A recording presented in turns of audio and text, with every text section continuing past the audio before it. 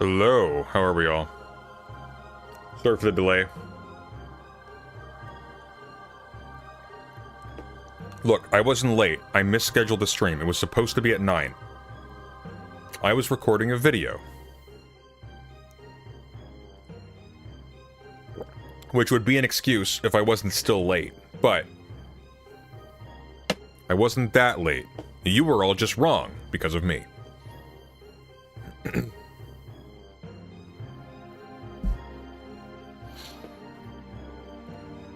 Alright. This, unfortunately, is a night of horrible things. Horrible, horrible things.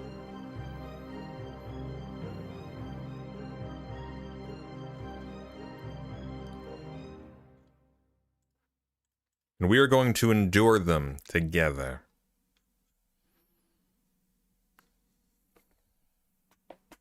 Are you banned from the Dark Cathedral as well, Sunday? Yes.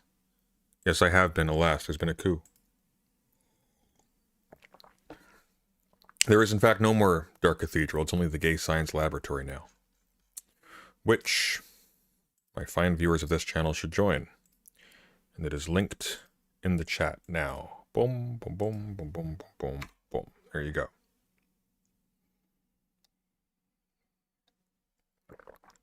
Sunday, do you ever miss the simpler times of debating Vosh and Professor Flowers? No, I was stupid then. I don't like being stupid. I like being underslept, overly overworked, and a little bit smarter. That's my preference. And I got better friends now. I've got less peace of mind, but I got a little bit more mind, so, you know, you win some, you lose some. Anywho. As I was saying, we have terrible, terrible things to cover tonight. Terrible. A very strong no thank you to my editor for making me aware of this. There was a panel of sorts somewhat recently. And, well, we'll see. We'll see. Unfortunately, until the theory meter fills up, where are we at right now, by the way? We are at 0? Damn, we're at 0. Okay, so for those of you who are... Is it bad enough still running from me? Well, he's not running towards me, that's for sure.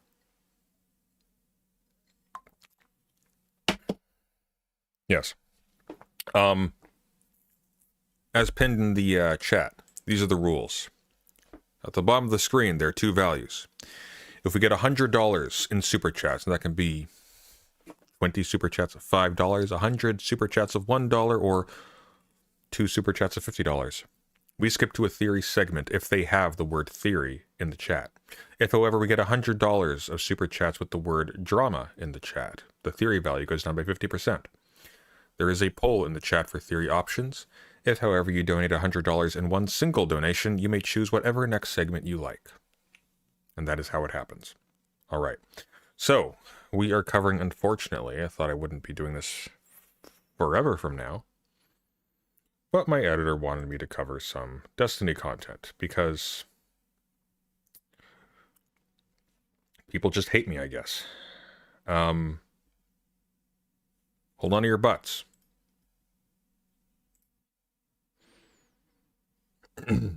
Where is this panel? Is my editor around, by the way? Where is this panel? Where the hell is it? Wait a minute. Where is it?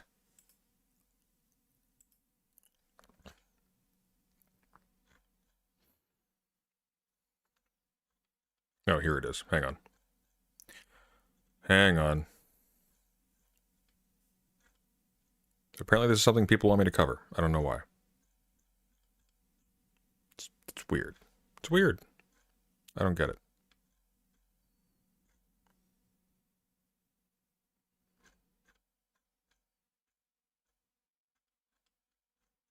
Where the hell is it? Is it on Wik TV?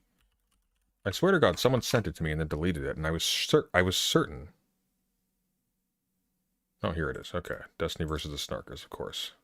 The snark. Can we like lose the word snark? Imagine complaining about snark. Like, what kind of Miss Frizzle ethics is this? It's so fucking weird. Excuse me, they're snarking me. Imagine, in all seriousness, saying this as an adult. I find it fascinating. All right.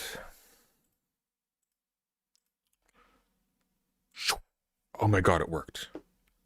But it's trimmed wrong. Should be like that. There we go. Okay.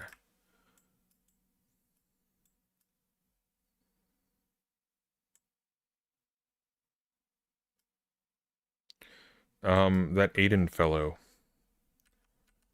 DM'd me for pointers about this beforehand, and I don't know why. But he never asked me what those were, so there you go. Did anyone else see Hassan getting dogpiled on TWT for being a demon shill? What? What does that even mean?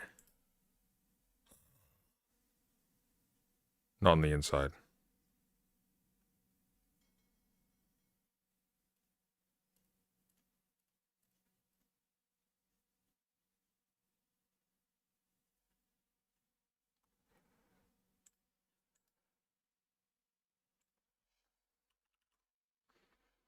Things must be going very poorly for Destiny if he's available to talk about this with someone like Aiden. No offense to Aiden.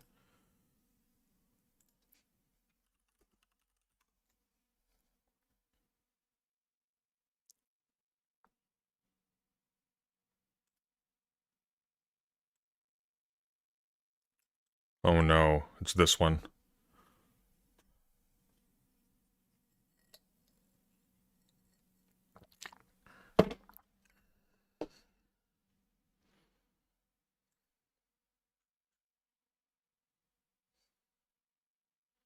We're still playing as a Sith Lord, more like a Jawa.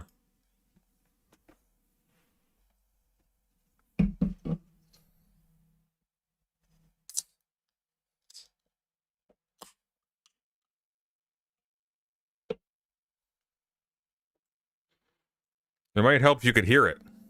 Dickers graciously agreed to show up as well. But today we're going to talk a little bit about some of the accusations that Destiny has been throwing around. He's accused different servers of engaging in malicious behavior. But Aiden, what exactly was your problem with some of the statements that Destiny has made so far? And can we cam up, gang? Do we have cameras? Yeah, sure. No worries. Yeah, so hold on, I'm just setting up cam. So to summarize it essentially, hold on, start virtual cam. Can you see me? Yep. All right, there we go. Both of you? Yeah, so generally some of my issues with Destiny's statements in relation to the Snark Left server is that I feel as though the server has been... Who cares?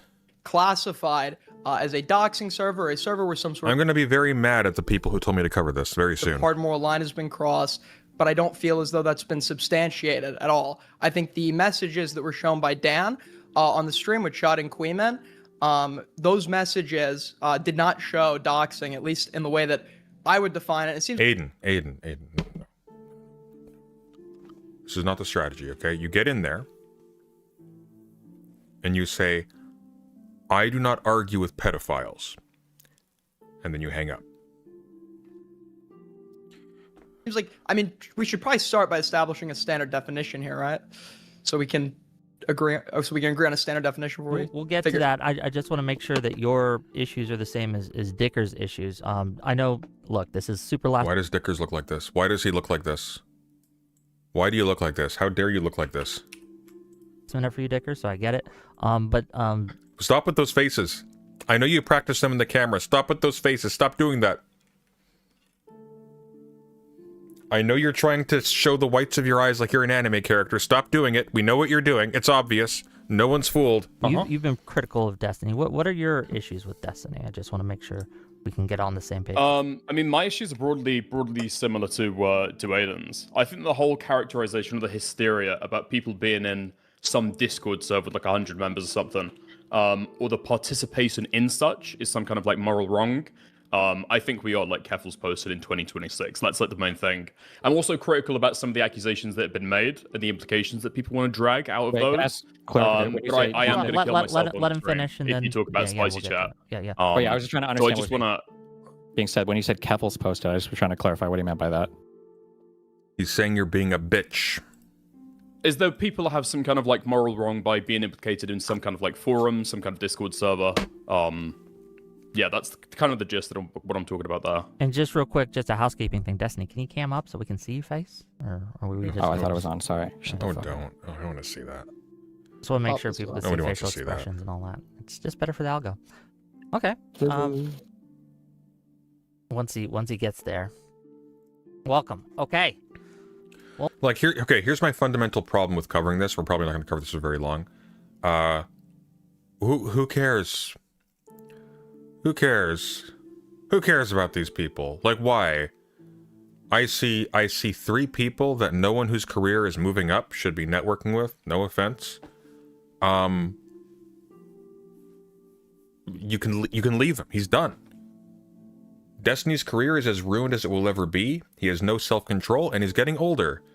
It's done. He's never going to go mainstream. He's too awful. He's too gross. Do something else. Nobody has actually gotten big off of Destiny. Nobody. Full stop. I can't think of anyone who has actually become successful to a marked degree because of Destiny. There is very little money in being a toady for Destiny. There is my level of money in being a toady for Destiny. And it's not worth it, because you could just do something actual. It's not worth it. What's the point? I mean, maybe if you're Wick and, like, let's be real. What else are you gonna do with your life? But like anybody else, I'm just telling you, all I know is Erudite was looking at houses full of termites, okay? These people, they ain't living it up. Destiny is, these people ain't. Well, is that basically the thrust of your criticism then? You were able to get it all out, Dickers? Is that good? Yeah, basically, that's going to be like the main concerns that I guess that I'd be interested in talking about. But yeah, spicy chat, I just can't be fucking asked. But yeah, everything else, super cool. Yeah, that sounds good. Fair enough. How do you respond to the accusations, Mr. Destiny? Firstly, were either of you in the server? Yep. I was. Wait, you were? I was. So I joined this server, like, I think when it first got created, I think I typed hi in there, and then I never looked in there again, and I got banned from there like 2 months ago, I think, because I fell out with the person that was running it at the time. Wait, then how could you speak to anything in the server? Well, you're the one making the claim. You're the one asserting that some sort of malice occurred, right? So I feel like it's your burden to substantiate that, and everything that I've seen, at least what you presented on stream, with Shut and Queenman, just didn't back that up, right? Or what Dan presented, and you were kind of backing. Okay, and then was Dickers in the server, or are you in the These are all other people that nobody knows about. server? I am. Although Yeah. Queenman got retweeted by Hassan recently. Okay. So, my broad complaint. Also, wait, just curious, one more question. Why aren't Queenman or Justical here? Were they asked? Well, I can suggest maybe some possible reasons why they wouldn't want to talk to you. You threatened them with death, and you tried to dox them. Maybe. I would do it for me. I mean, not really.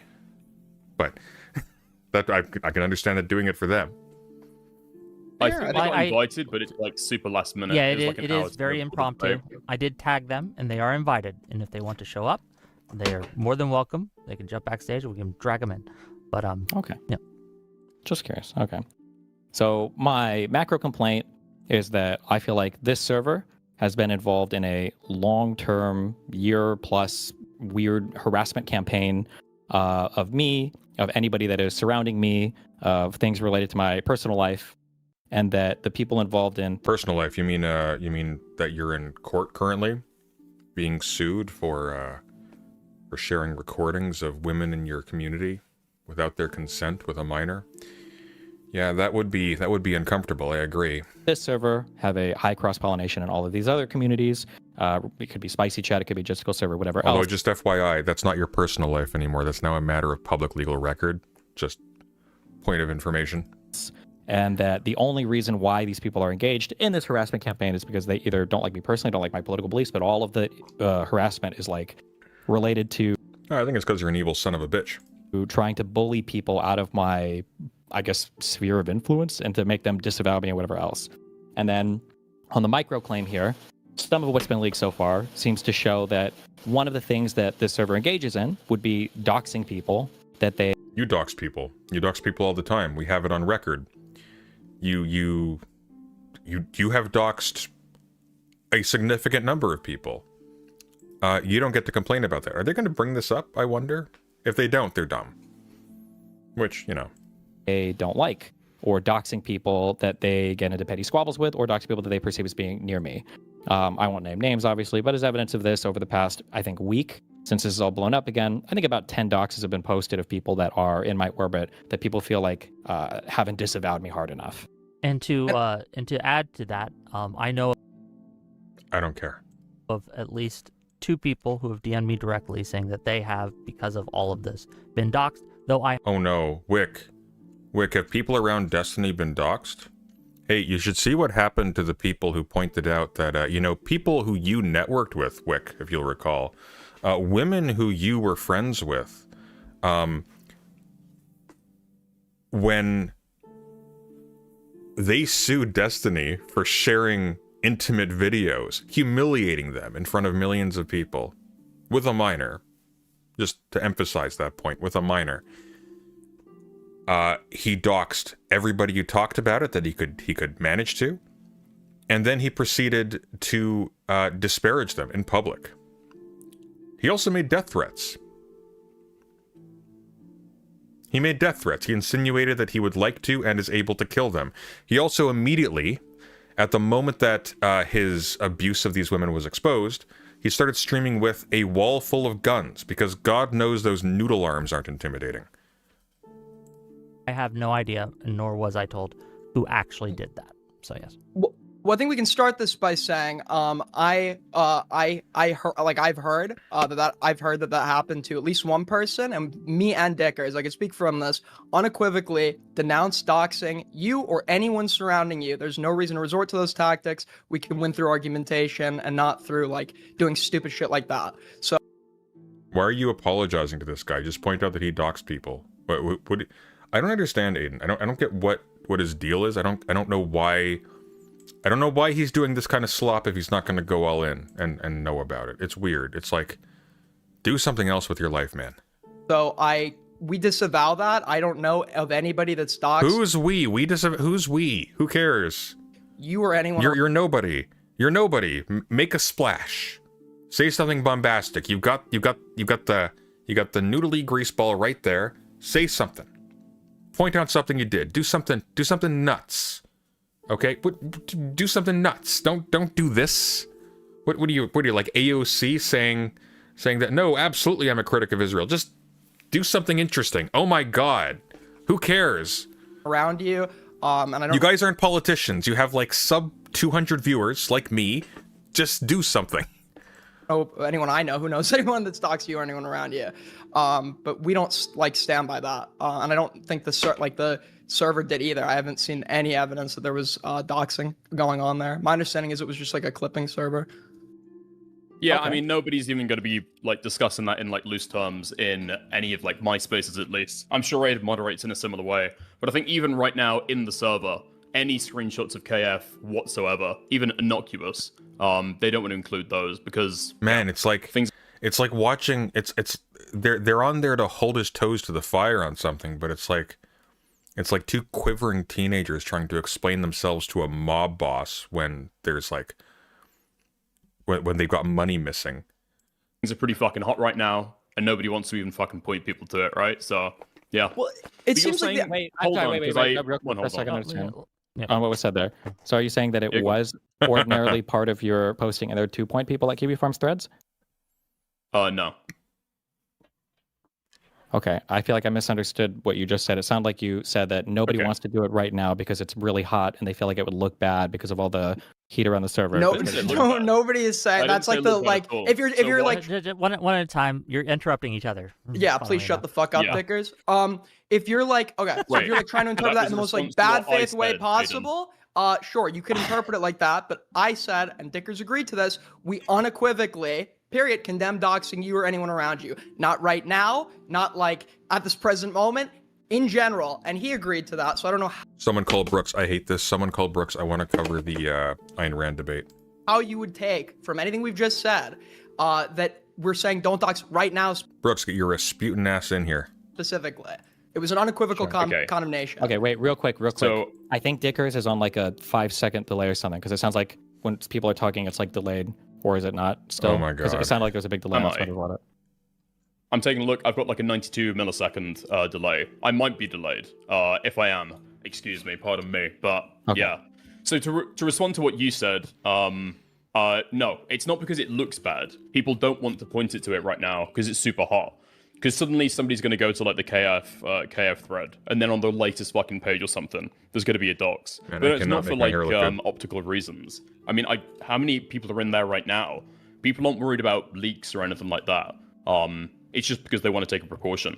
But no, it wouldn't be like normally engaged to talk about KF. We're jumping ahead. I don't care about this. Make the faces, but like Noel himself. I'm like literally Hutch, I can't help but make the faces, That's fine. unfortunately. Noel himself literally said that everybody in my thread was fucking unhinged and unwatched my thread because he didn't want to fucking deal with even reading it anymore because the people were so insane Yeah. there. So I think Yeah, Null is kind of probably closer to Steven than a lot of people. Well, I don't really care. I don't really care, but I rather. Do you know who Null is? Null is the guy who owns Kiwi Farms. I rather suspect Null is probably a similar species as to a lot of the people that are covered there. that my thread is a But little is bit beyond. it still not the case that you only need a few select individuals? I mean, for doxing, one person does it and it's done. You don't need thousands of people to go and fucking do this stuff. It only takes like one person, maybe a dozen of like a dozen dedicated posters. Kiwi Sure, Farms let's say is a that niche is the website. case. Sure, let's say that that is the case then. I don't understand how this doesn't make your guys' decision to post on. this stuff I in didn't your kick own him. private server a million times worse. Wasn't me, gang. Okay, we can carry on. It's all right. Oh, he's back in. Yeah, it must have been just an internet Okay. issue. I didn't. Sorry, kick him. my bad. Oh, you're okay. You- hit the wrong button. You have the logs, and I guess you're making the accusation. So do you know what exactly was posted there? Because, for example, I don't know, do people actually link the URLs? At least I can say for my server, if any of the fucking URLs and any of that information has docs information, that is absolutely unequivocally banned. And then if people are posting... Okay, so they're all still apologizing for having doxing stuff on their servers. Who cares? Nobody had a Okay. negative response towards. It seemed like everybody was accepting of it being there, and then Queen you tried pivoted to away from make Mike's- it- This, in all seriousness, is a guy with nearly 1 million subs who is currently talking to two not very big channels. I think they might be like my size at most, about the culture of their Discord servers. I gotta tell you, I didn't think I sent you so far down, Steve. question Sure. that I asked. What was your 'cause question? I don't know if you want to answer it, okay? Okay. I actually kind of expected him to just kind of, stream through it, which he probably could have if he was smart. Fortunately, he's not. If this was such a normalized tool and such a normalized behavior in this Discord, why the fuck is it the only time that it's mentioned and they had to go to Himpleton's friend, an internet researcher, by the way, to Oh, hey, Sunday, Chud was wondering, do you hate him? I don't hate anybody. No, I don't hate Chud. be able to even get access to this tool? they're Nicanor broke as didn't have fuck. it. I don't know, Shnu they didn't wanna have pay it, the money for and it. they're He both might have fucking already- proven out in the fucking claims. I think Chud is an asshole, who plays up a role and has no standards, etc., but I don't hate him. And I do think he gets rubbed the wrong way by certain things that redeems him a little bit in my eyes. It does bear mentioning that he is the one who held some of these other people who were covering for Destiny's abuse to the fire a little bit. And in a certain sense, he did kind of trigger that whole expose happening. So, credit where it's due. I just don't know why he wants to do that with his life. I just find it sad. Because If the this other is guy, the dedicated because purpose of hold this on. server, You see how doesn't you're somebody else filibuster? Hold on, fucking hold on, pay for hold it? on. Like at a certain point, wow, you've got 1,000 concurrent viewers. That ain't that big a multiplication of my viewers, and I gotta tell you, I'm not living it up. So you could at least, you know, I don't know. I don't understand the point of this. Like, you're getting older. You're getting older. It's not getting better. Like, do something. Do something interesting. Stop being a middle-aged man who's sort of chasing this stuff. Like, this is the stuff I do on my off hours. I probably won't even publish a segment on this because it's just coal. But like, imagine if this is all I did. It'd be pain. I remember doing a lot of this for a little while. It was miserable. I was bored out of my mind, and at the end of it, I had nothing to show for it, because you get a bit of money sometimes if it's hot stuff for a couple thousand people, but then afterwards you're not smarter, you don't know anything new, you haven't really gained anything from it, and eventually the money goes away. There's peaks and troughs, and you're in a trough, and it's like you started from scratch again. I like my current content. I've got connections with people that are interesting. I get to comment on stuff that's interesting. I'm happy with what I do at the end of it. Please. Why are you going to Impleton's? Because they didn't want to pay the money for it, and that other guy was already a subscriber. What, is Impleton in the server? Is Impleton's friend in the server? Why didn't they ping The him? person that they were No, I don't hate Chud. I just, like, I get bad feelings when I think about the guy. Like, it's a sad state. He could do better. I even told him years ago. Like, I don't think he's stupid. I think he could actually do something interesting. And he chose the path of least resistance, but the problem with the path of least resistance is that it's easy, but you don't have any strength in your arm afterwards. Going towards to use this tool was already somebody that had paid for it, and they didn't want to pay for it again. No, Like sharing but a Netflix pass. If this is the primary... Hold on. If this is the primary purpose of the server, why is it, again, the only time that it's being used? And then secondarily, why do they have to go to somebody else who isn't even in the server? Something interesting like what? Well, to be honest with you, like, disagreements on several important issues notwithstanding, I think Queeman has attempted to, like, cover politics and learn about stuff and, like, become a little bit more nuanced about things. And he actually sometimes has, between the long pauses of dead air, some fairly interesting conversations. I'm probably not going to talk right now because this is boring as all fuck, but, you know, like, there are things that you can do. There are better ways to do this stuff than, you know, playing it up to the lowest common denominator of human, the kind of guy who just likes to have keys jangled in front of them for hours and hours on end. If you got the guy that I guess has got the big fucking bucks to be able to pay for it, invite him into the fucking... Queeman is good ending Chud. The ending hasn't been written yet, so don't get ahead of yourself. Sure, let's take those one at a time. We don't So the fucking first outsource question. this shit. So the first get 'em in. question is, why was it the only time it was mentioned? Wait, can I... so it was only mentioned one time, and they had to go to another person to be able to get access to Okay, it. so I should clarify, I don't hate the stickers person, I don't know anything about him, just the eye movements. Oh my god, they offend me on such a spiritual level. do you Why don't want invite these that guy in? answered together or separately is my question to you. Whichever way Destiny would like, I suppose. Go ahead, Destiny, please. Okay, give me the questions one at a time again. What was the first one? Oh, bro. Okay, so first point. Oh, it was bro, the only time that it was okay. ever mentioned. You're calling this, like, consistent Oh. conduct that's... Stop it! Stop doing that. Stare at your monitor. You're at a computer, act like you're at a computer. Stop. Oh, I can do that too. I don't because I have dignity. Or I had dignity. being engaged in, Sure, and then so the consistent secondarily, conduct- let's wait, go just somewhere one at a time, Yeah, else. let's one take at it a one at a time. One at a time. So Jesus. that first. So the Go first ahead. thing, Sure. just because that was the first time that particular tool was mentioned, doesn't mean it's the only time I think a docs has been posted in there. There could have been a variety of reasons why that was the first time that tool was mentioned. It could be that it was generally Was a there, hard. was there a docs posted in there? I didn't realize that. In the logs. Well, we can get to that. But the issue was that this was an account that I just don't think people had very much information on. So maybe this was an extraordinary measure they had to take to find information. You guys are claiming that they were fighting with this account because I called into a JStock stream once when JStock was covering for Destiny. And he doxed me as soon as I got in. Immediately. His first response. He had that locked and loaded. He had that locked and loaded so much, I know that he was saying my name to himself beforehand. It was kind of touching, really. That's love right there. That's love. And I know it's love because later on he went on to food shops and he was like, you know what, I kind of respect Sunday a little bit, which, you know what? Warmed the cockles of my heart for a little while. I love the fact, I love the fact that he is so small-minded that in his head, anybody but me is responsible for his current situation. I like this state of affairs very much. And it will remain so. I am small and meaningless, but a worm, Stephen. Keep believing that. Because they were harassing Pinky Chew. Is there any proof of that even? Wait, no, this is pivoting. It is the worms who will eat you. This is pivoting to a totally new claim. My question to you, you're characterizing this as a doxing server. It was only referenced one time. They had to go to somebody in another space, another commentary creator, totally outside of any of the fucking coverage of Yeah, Destiny, not JStock Docs me, yeah. Ethan Klein, Destiny, whoever the fuck else. Little did he know I knew my name the entire time. This is a totally different space to be able to access that tool. Why not just Wait a invite the second, guy what was with the the other fucking space? doxing Wait, tool what into the was the- server? What was the other space that they went to? It was into general commentary spaces. So Himpleton is a general commentary YouTuber, internet researcher as well. Wait. So they went into a public server and said, "Hey, Hinkleton, No, can you that's run not what they said. OSINT?" That's Okay, not so what they wait. said. So where did they post I'm this saying they go into conversation? people in a different community. I think it's quite clear what I'm saying, but you can pretend Well, that you no, don't no, because understand you what I'm just saying. said this whole line of blah blah about how another community that has nothing to do with H3, nothing to do with Ethan Klein, nothing to do with whatever else. Yep. But Yep. it sounds like you just went to another person. Yes, somebody in a totally different community. Hey, well, clearly they must be in some shared community because they know each other. So I don't know what that means. Totally they're- different. And here's the thing. I'm going to be real with you. I don't hate Destiny that much. I genuinely don't. And I'm going to tell you why.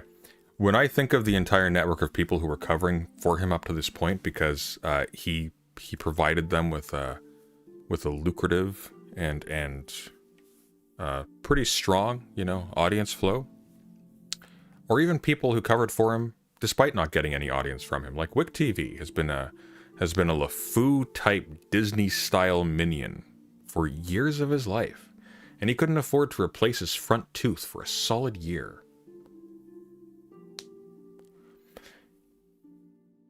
What Destiny did, it has to be said, is relatively mild compared to what could have been done. What I keep wondering over and over again is what else have these people surrounding him covered up for? What have they covered up for? Why did I talk like an AI there for a second? What else have they covered up for? That's what I'm wondering. Because the Destiny thing got really loud before people like Nick DeOrio and Turkey Tom, etc., etc. Before they started actually talking about it in public, it was enough for them to distance from him, it took a lot of people talking about it. It took a lot. So I really am wondering, what else are they covering up? What else do they know about other people? Destiny himself said, like, if he goes to jail, if he goes on a sex offender list, he's taken 20 other streamers with him. Nobody talks about this anymore, but it's like, isn't that the bigger story, that you know and are being silent about 20 other people? Ballparking it? At least one, to be sure. Like, Stephen's in court now. The minor point, so to speak, is largely due to negligence. I have a suspicion strategic negligence, because he didn't want to know the information that would make what he was doing extraordinarily illegal. But to be honest with you, like, once again, this was not the worst thing people on this platform have done, which is not exonerating. It's just a point of fact. People have done a lot worse. Anybody remember that, oh shoot, what's his name? I actually debated him once. There was a guy I debated. He was a Black Lives Matter, protester at one point. He was featured on Fox News. Help me out here. I'm very bad with names. He got caught by that other guy, that other pedo hunter guy.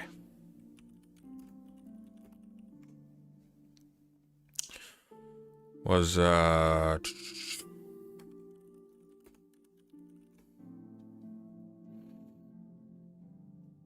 To Catch a Predator guy. Who is that?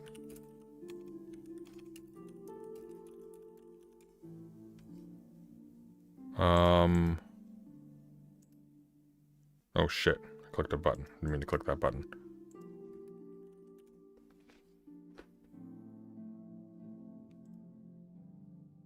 Chris Hansen. That's it.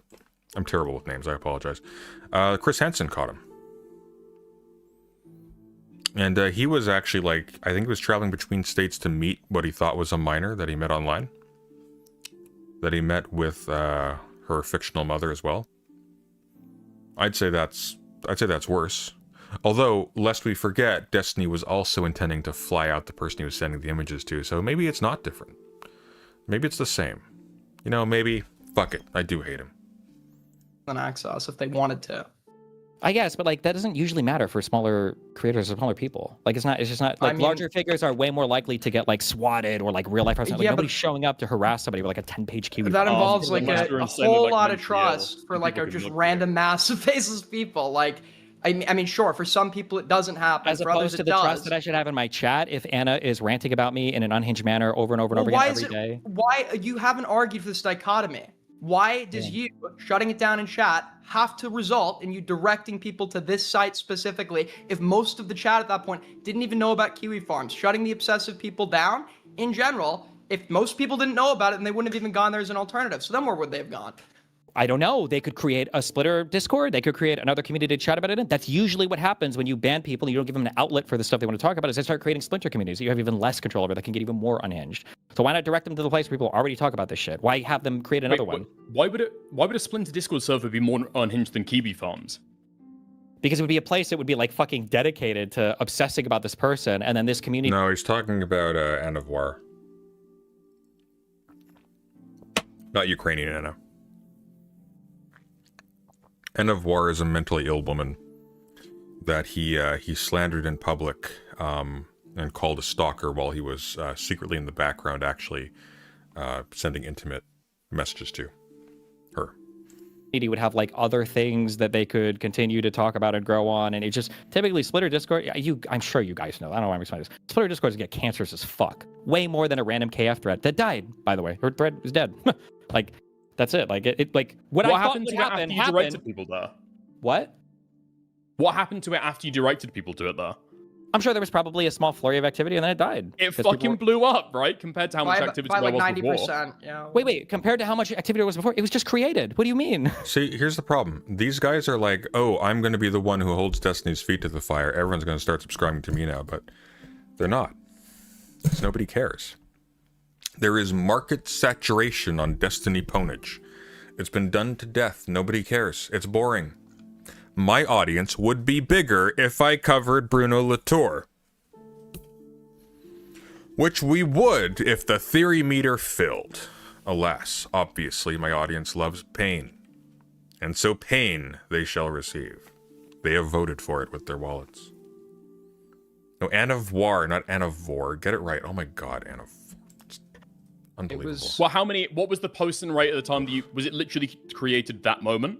Or was it around for like a few days before that point? I don't know. Somebody in my chat said that after I linked it, that there were like 6 posts created in the next week. I think is what somebody said. I don't know how true that is. I can't go back and check it. But it didn't blow up ever. Right. It's dead. It died. It's got 48 pages on it. Okay, we're jumping ahead because I don't care. I have no problem with that. I'm just saying Somebody said there was some funny sequence in this. Let me know when that is. that Nice. for this particular So- thing... Wait, hold on. So for this particular thing, Queeman was trying to, you could say, pump Chud with a narrative to fight on this front against me and Dan, not knowing if me and Dan had any of the unredacted logs, because he didn't truly know that. Chud was wrong. We Of called him course out he on did. it. And then Queeman walked it back after being obviously proven wrong by something that he should have 1 second of fact-checking Lisa, do not get people for the stream, please. Thank you. would have shown. And then my second quick question is, why did Nicandros lie that he posted this link as just a joke later on, if this is all fine and dandy and it's just research So stuff? before we go and- for that pivot, I'll just address the Queeman stuff first then, if that's nice. Okay? So you said about the narrative that Queeman was trying to pump with Chud. Let's have a look at the narrative that Queeman was trying to pump with Dan. So I don't he know what I posts, did to make my hair so "Lying round fucking today." rat vermin. I say this is quoting Queeman. Hang yourself again. Please, I'm begging. Second, post, and then he gives the post link. a screenshot of these. Post a screenshot. Yeah, He post a says, screenshot. Can you said DM it post to a me and I screenshot, can post a wasn't screenshot. this. It is. Post a Oh, screenshot, sorry. It post has a Twitch screenshot, too. It post has a Twitch. He thinks he's on got Twitter, sling though. tickers, so we It's want to look at the literally made for screenshots. Yeah, we last want to night. look at the Post it, screenshot. please. DM it to me Just and I show can the stream screenshots. it. Yeah. Oh, sure thing. I'll send it to Wick. Yeah, we could just stream it. Yeah. Well, I was asking for a place to be able to post that. Yeah. I don't know. Well, as you've read the beginning, they've figured out there's going to be an angle to spin this with, so now we're okay with like looking at the DM.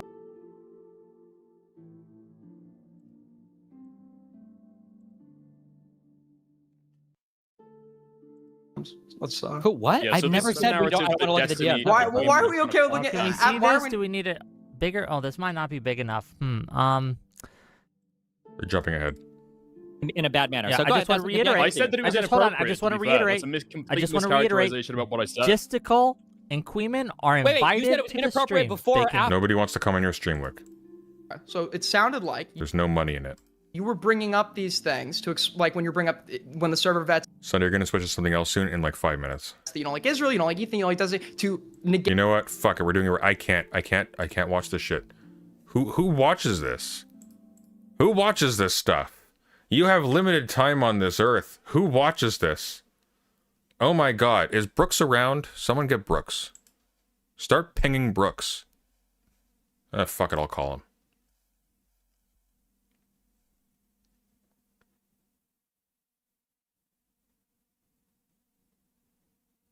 He seems to be live on Discord, so we'll see.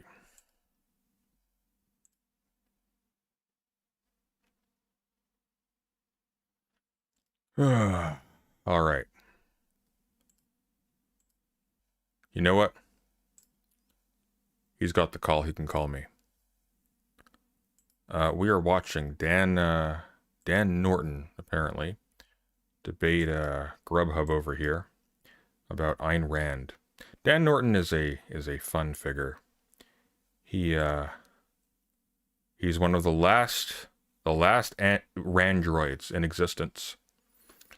And he is very sensitive. He's a very sensitive boy. If you say mean things about Ayn Rand, he will not talk to you. He will clam up.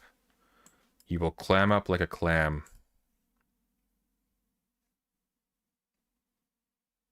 And judging by the fact that some of the timestamps here are very short and they involve questions of what is reality? 2 types of knowledge. Hallucinations. Justification. A passage from Ayn Rand. Hegelian idealism. Justification again. Possibility and logic. The law of identity. We are going. He is going to solve role play with SA. I don't even want to know what the rest of that sentence is. The source of the meaning of psychopaths and the source of the good pleasure. Hannibal Lecter does everything sadism. Listen, we're going to have a lot of fun, okay? Here we go. Okay, Okay. let's go to Ayn Rand. Take Ayn Rand. Ayn Rand. Yo, what up, I didn't rand. Dan? Lieutenant Dan? Hello, hello. Can you You hear give me? a full sentence? Testing 1, 2, 3. Question 1, 2, 3. How Say- is say- my volume? All right, I'm gonna put you up just a little bit, okay? So keep talking. All right, keep talking, keep talking. I hope Now you say- can. Now say a full sentence about God. I do not believe in God. I am an All right. atheist. All right, Mr. Jack. Wait, what's his name? The Bioshock villain inspired by Atlas Shrugged. Let me think. Andrew Ryan. What's his name? What is wrong with you? Uncultured. Jack Ryan? Is that it? Something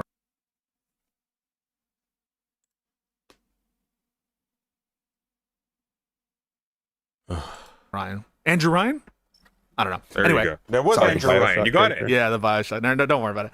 Okay, my friend Dan, what? How are you like an Ayn Randian in 2026 and you don't know who the villain of Bioshock is? It's like the only media that's referenced you in the past 30 years. would you like to talk about?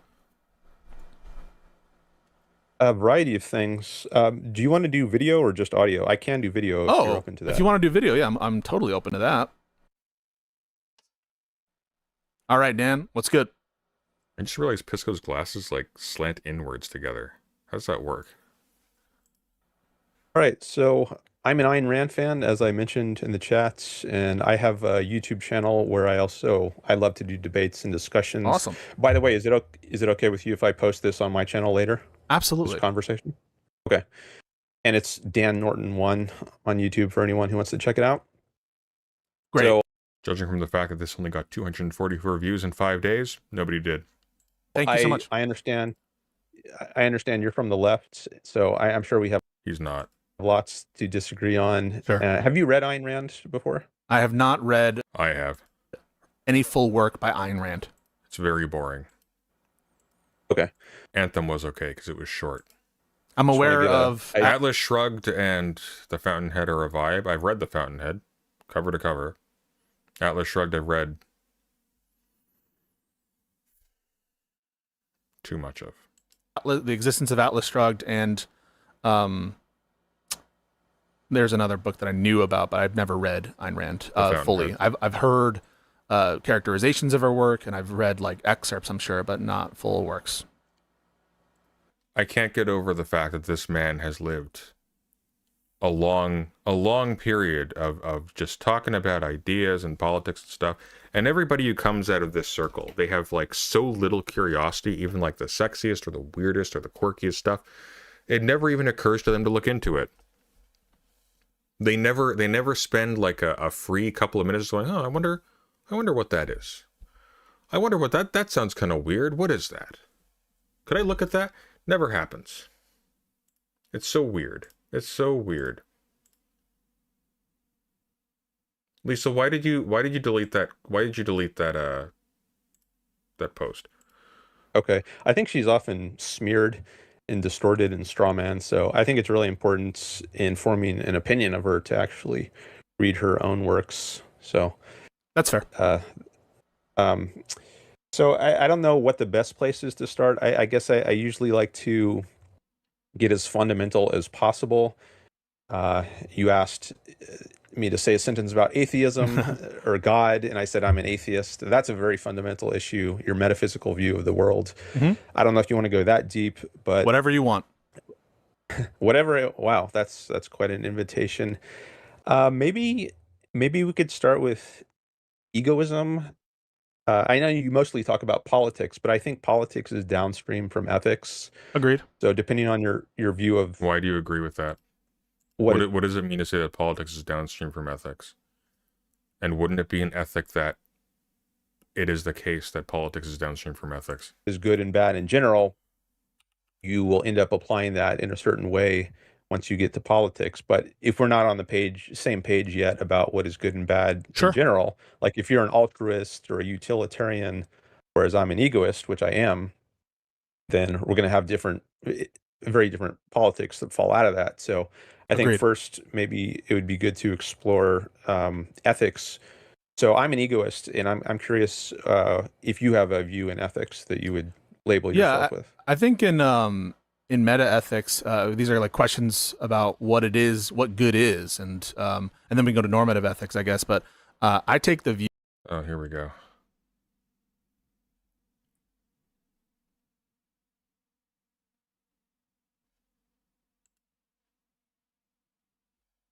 You essentially.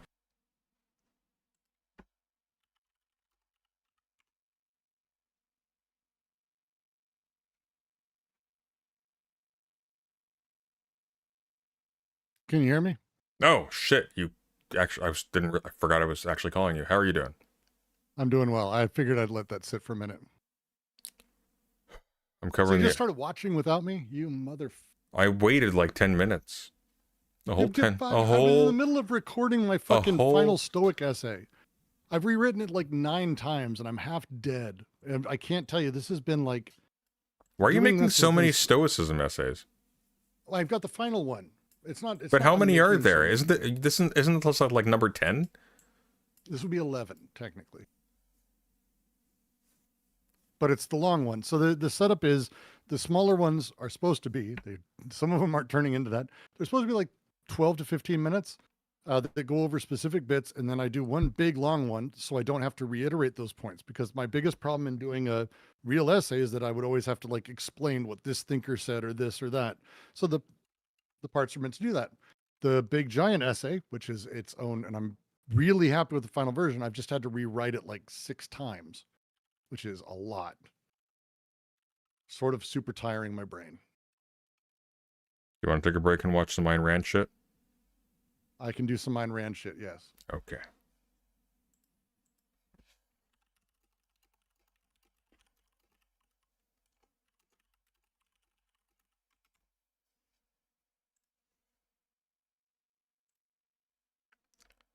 Dickers is calling me because of my comments on his faces, so I might pull him into, if he's down for it, to join us for this, because it'll be funny. You don't need to know who that is. It's okay. That what is good is what ought be, and what ought be. Okay, let's go back a little bit. Mm-hmm. I don't know if you want to go that. I watched the first 3 or 4 minutes, and I was like, I think I watched this part, and I went, oh, this is like if Clockwork Orange starred me, this is what the movie would be. I would never touch a philosophy book as long as I live again.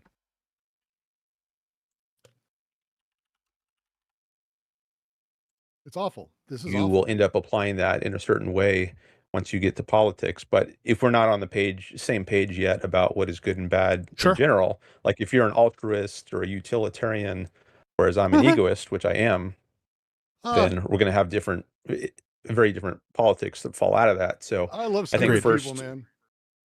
Me too. That's why I bring you on. I love stupid people. Ayn Rand has functionally no real philosophy. All these words are meaningless. They don't stand outside of her philosophy. No, she does. She does. Look, you take. She really doesn't. No, she does.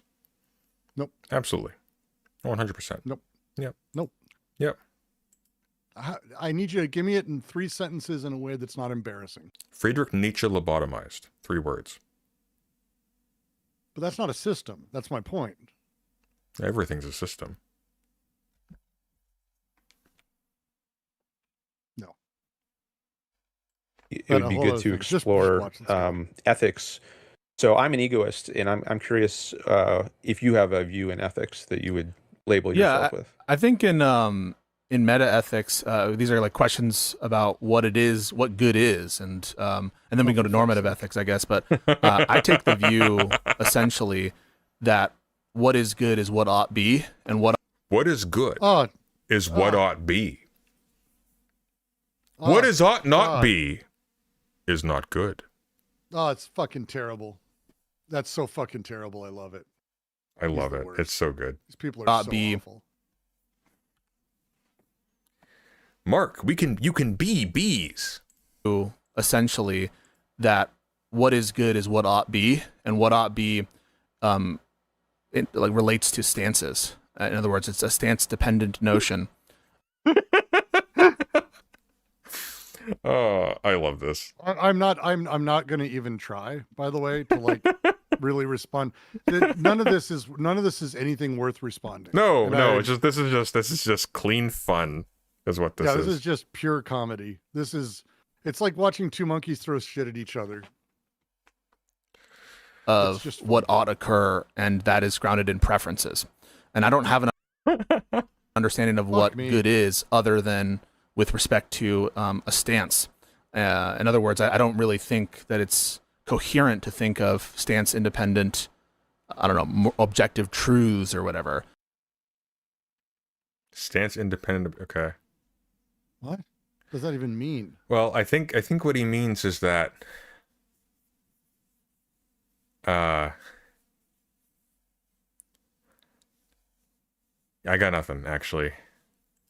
That's kind of meta ethic. That's kind of irresponsible spending that causes so many business ventures to fail. You're forgetting the 3rd rule. I need to raise that amount. At Gangaros 330 super chatted $2. Why did Ayn Rand hate libertarians?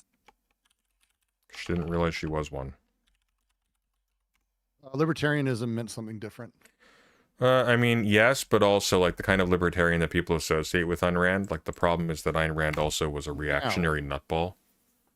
Which are also what libertarians are now. True, but they don't think they are. I'm a subjectivist, I guess I would describe myself there. In terms of normative ethics, I don't know what the best way to describe it is. Some form of rule utilitarian or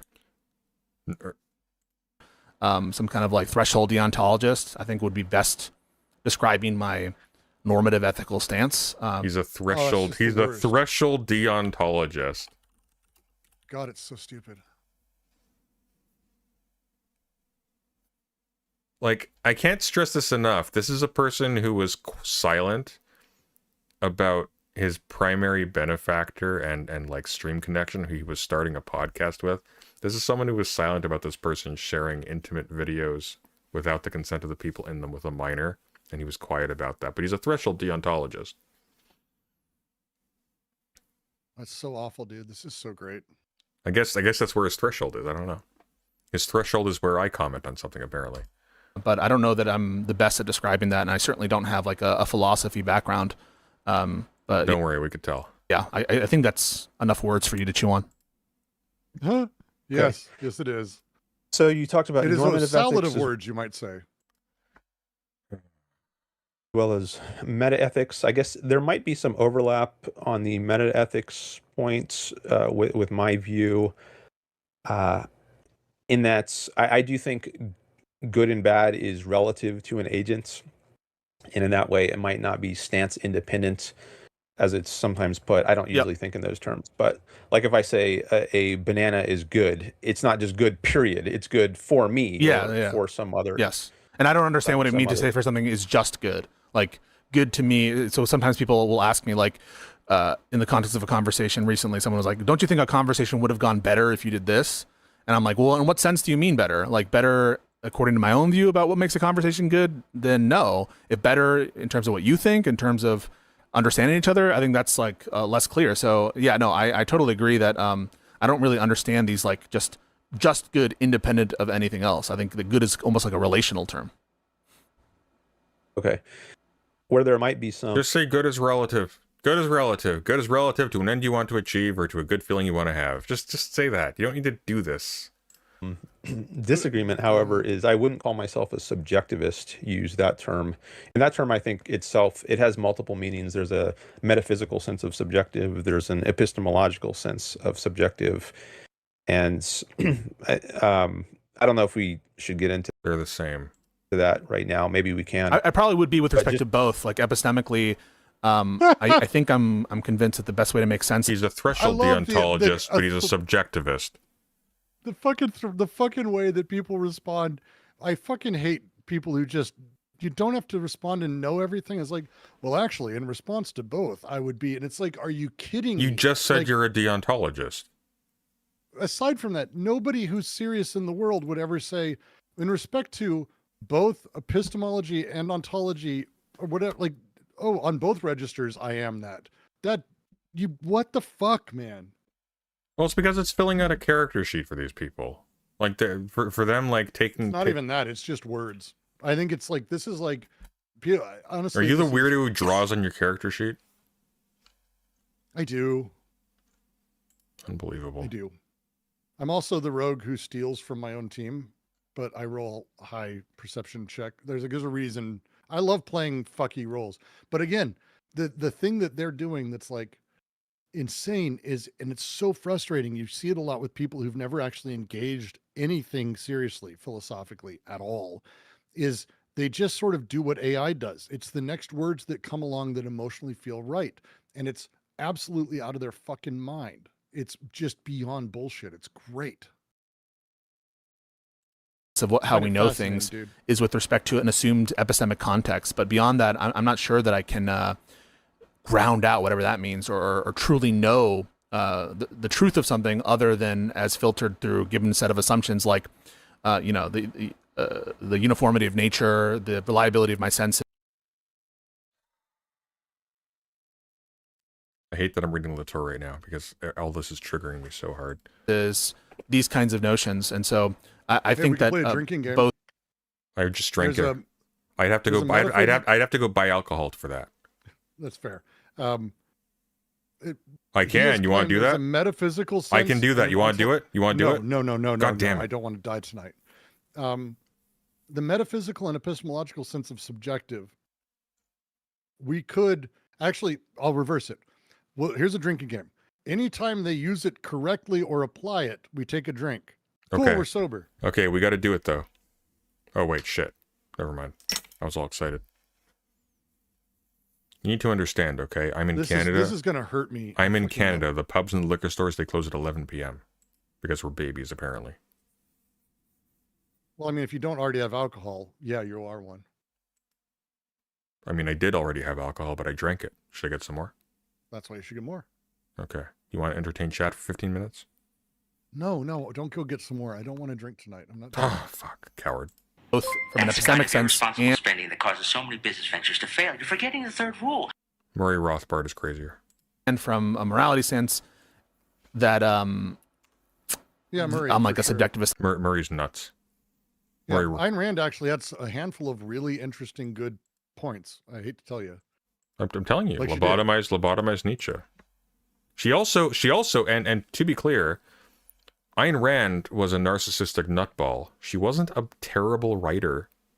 There is a very strong voice in The Fountainhead and in Atlas Shrugged and in Anthem. Like there is she's a good And creative writer. I've talked about it, The problem is her earliest stuff, repetition.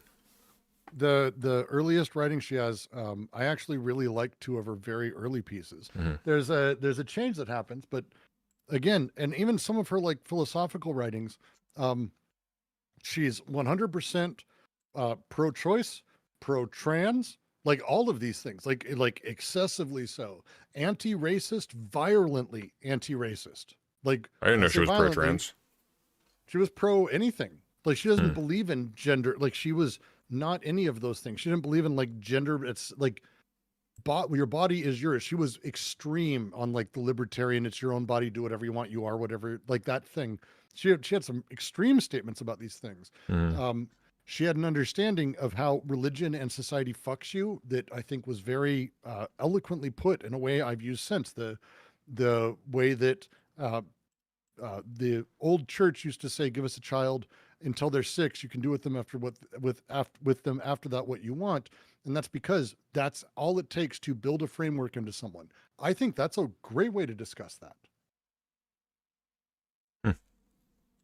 On that view, I think is What is that in, by the way, just out of curiosity? I'm not going to read it. I don't have time, but the religion take. I'm curious. The Comprachicos is the piece. It's called the Comprachicos. Okay, I've never even heard of that. That's an obscure one. I was worried you were going to say. I was worried you were going to say the virtue of selfishness, and I was going to be like, shoot. No. I think Comprachicos is in the New Left or the anti-industrial revolution. Yeah. Okay. I didn't read that one. I haven't read it.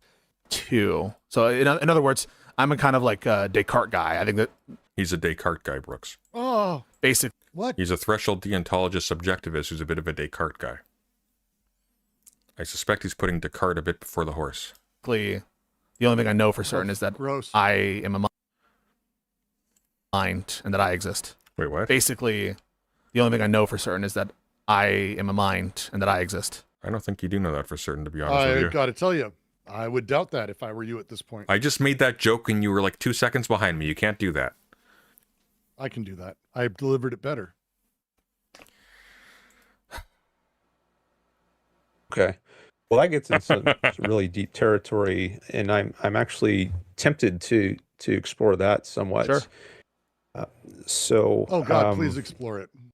If I guess if you're an epistemic subjectivist, then what immediately came into my mind, well, is I don't know if that's the right term. I just want to be clear. I just want to be careful because, like, maybe that's the right term, and maybe we I think understand each other when we use that term. But What? epistemic contextualist. I don't know if there's a better term for it, but basically what I'm describing is just that how we know things relates to our mind too, and beyond that, I don't know that. How we know things relates to our mind too, Brooks. What the fuck is any of this, dude? Anything is true other than that I know something is true other than in an epistemic context. But yeah, I'm happy to use those labels. I just don't want to represent that it's like the right label. But certainly in the context of this conversation, I'm fine to say that. Okay. Well, maybe we can explore the label some and see if it actually ends up applying to you or not.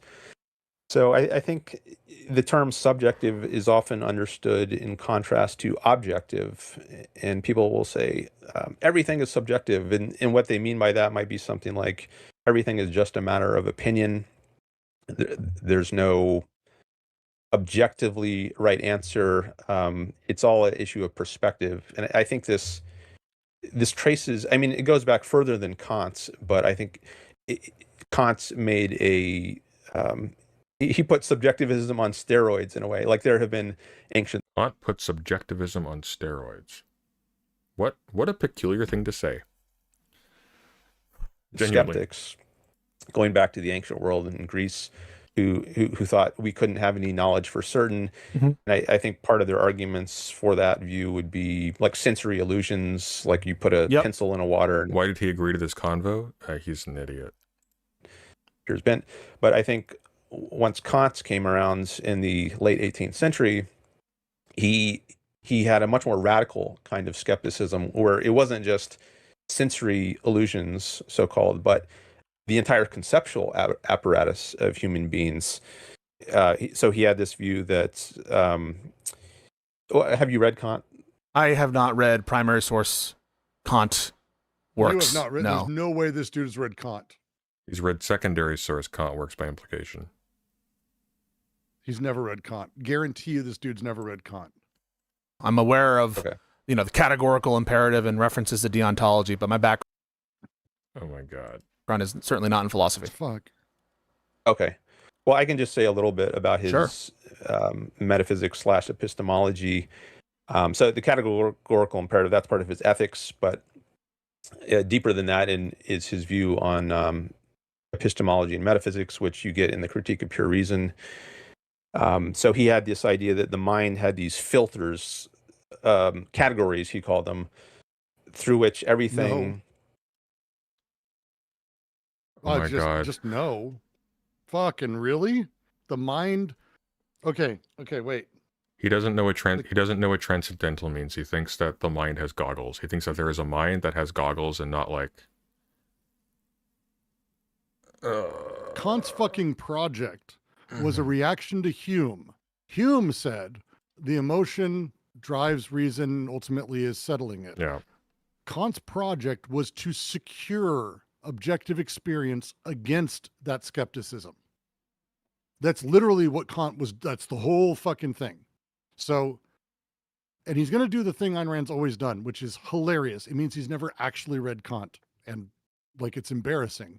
But the confidence is off the charts here for what he's going to say, which is that he basically says everyone's just feelings and not facts, which is the opposite of Kant's entire project. It's insane. You know what's weird? There's actually like a large cluster. They kind of disappeared in the last 5 or so years, but there's a large cluster of like relatively mainstream like political and theoretical writers who, and I remember I would go to the bookstore and I would look in the index and I would see, oh, do they not reference this major philosopher that talks directly about their topic, but do they mention Ayn Rand?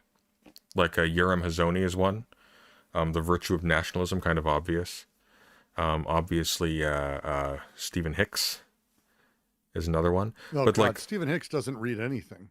no, but he still has Ayn Rand in his thing. It's like God's Not Great. You ever see that horrible movie as a joke? He talks about there's the philosophy professor guy. The premise is this like Christian student is in this battle of wits against this atheistic philosophy teacher, and he goes on a list of like great philosophers who were atheists, like Hume, Ayn Rand, and it's like, okay, yeah, you didn't see that? No. Oh, it's great. It's funny. It's so funny. We should, you know, we should do an in Discord watch of that movie because it's hilarious. It's one of the funniest things in the world. Genuinely. Good fucking Christ. In the world is filtered. So we don't have aware of true reality, what he called noumenal reality. Yeah. We only have awareness of phenomenal reality. And that's not the true world.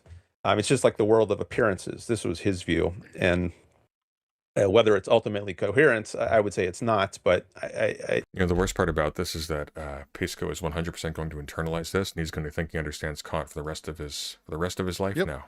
He's going to use this tomorrow in a discussion and bring up how even Kant didn't believe in objective reality. And that's it. The plague continues. This was his view.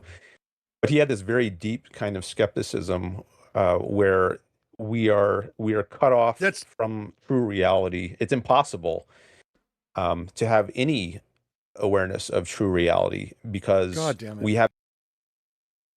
Just goddamn it, that's all. I don't have anything. Just How's he talking about true reality then, doofus? Some means of processing the world. So, but you're inferring the world still. Like what are you doing? No, you can't directly perceive the thing in itself, but obviously the thing in itself is directly inferred by the fact that you are having an experience. All awareness is processed awareness. There's no pure, undiluted awareness. Yeah. I mean, it's a thing. He fucking dismissed Critique of Pure Reason as Kant was as a side note. I know. He just went like, Whether it's coherent or not, I don't think it is. Look up. Good job, buddy. You undid Kant. You fucking liar. Go into the index of any edition really of Kant's Critique of Pure Reason. I'm only aware of 3, so I'm not aware of any bad ones. I think the Penguin one's not very good, I hear. But like even then, go into the index and look up the word skepticism or skeptic. It might be with a C or a K. He doesn't like it. He doesn't like it. Hume is. He doesn't like the it. skeptic claim. Yeah. He's literally trying to undo the skeptic claim. That's what it. I Yeah. fucking hate this so much. Yeah. Yeah. And it's just to note, no translation of Kant works because Kant is horrifying to read. Well, it's weird actually. Hegel has a reputation for being an extremely difficult writer. Actually, Kant is worse. The difference is he's been translated more smoothly. But Probably fair. also, if you read, for example, just start the introduction to Kant. Okay, start the preface. You'll notice there's a bunch of lines that say A and B on it. It's because there's not one preface. There's 2 that have been mashed together. He was literally still writing it as he was running it to the printer. It's nuts. But here's the thing: Kant's work. I've gone through it again recently because now I've understood more. You just casually went through like 2,000 pages of Kant. Got it. Okay. Well, no, I went and did the Critique of Pure Reason and Critique of Pure Judgment. Critique of Pure Reason.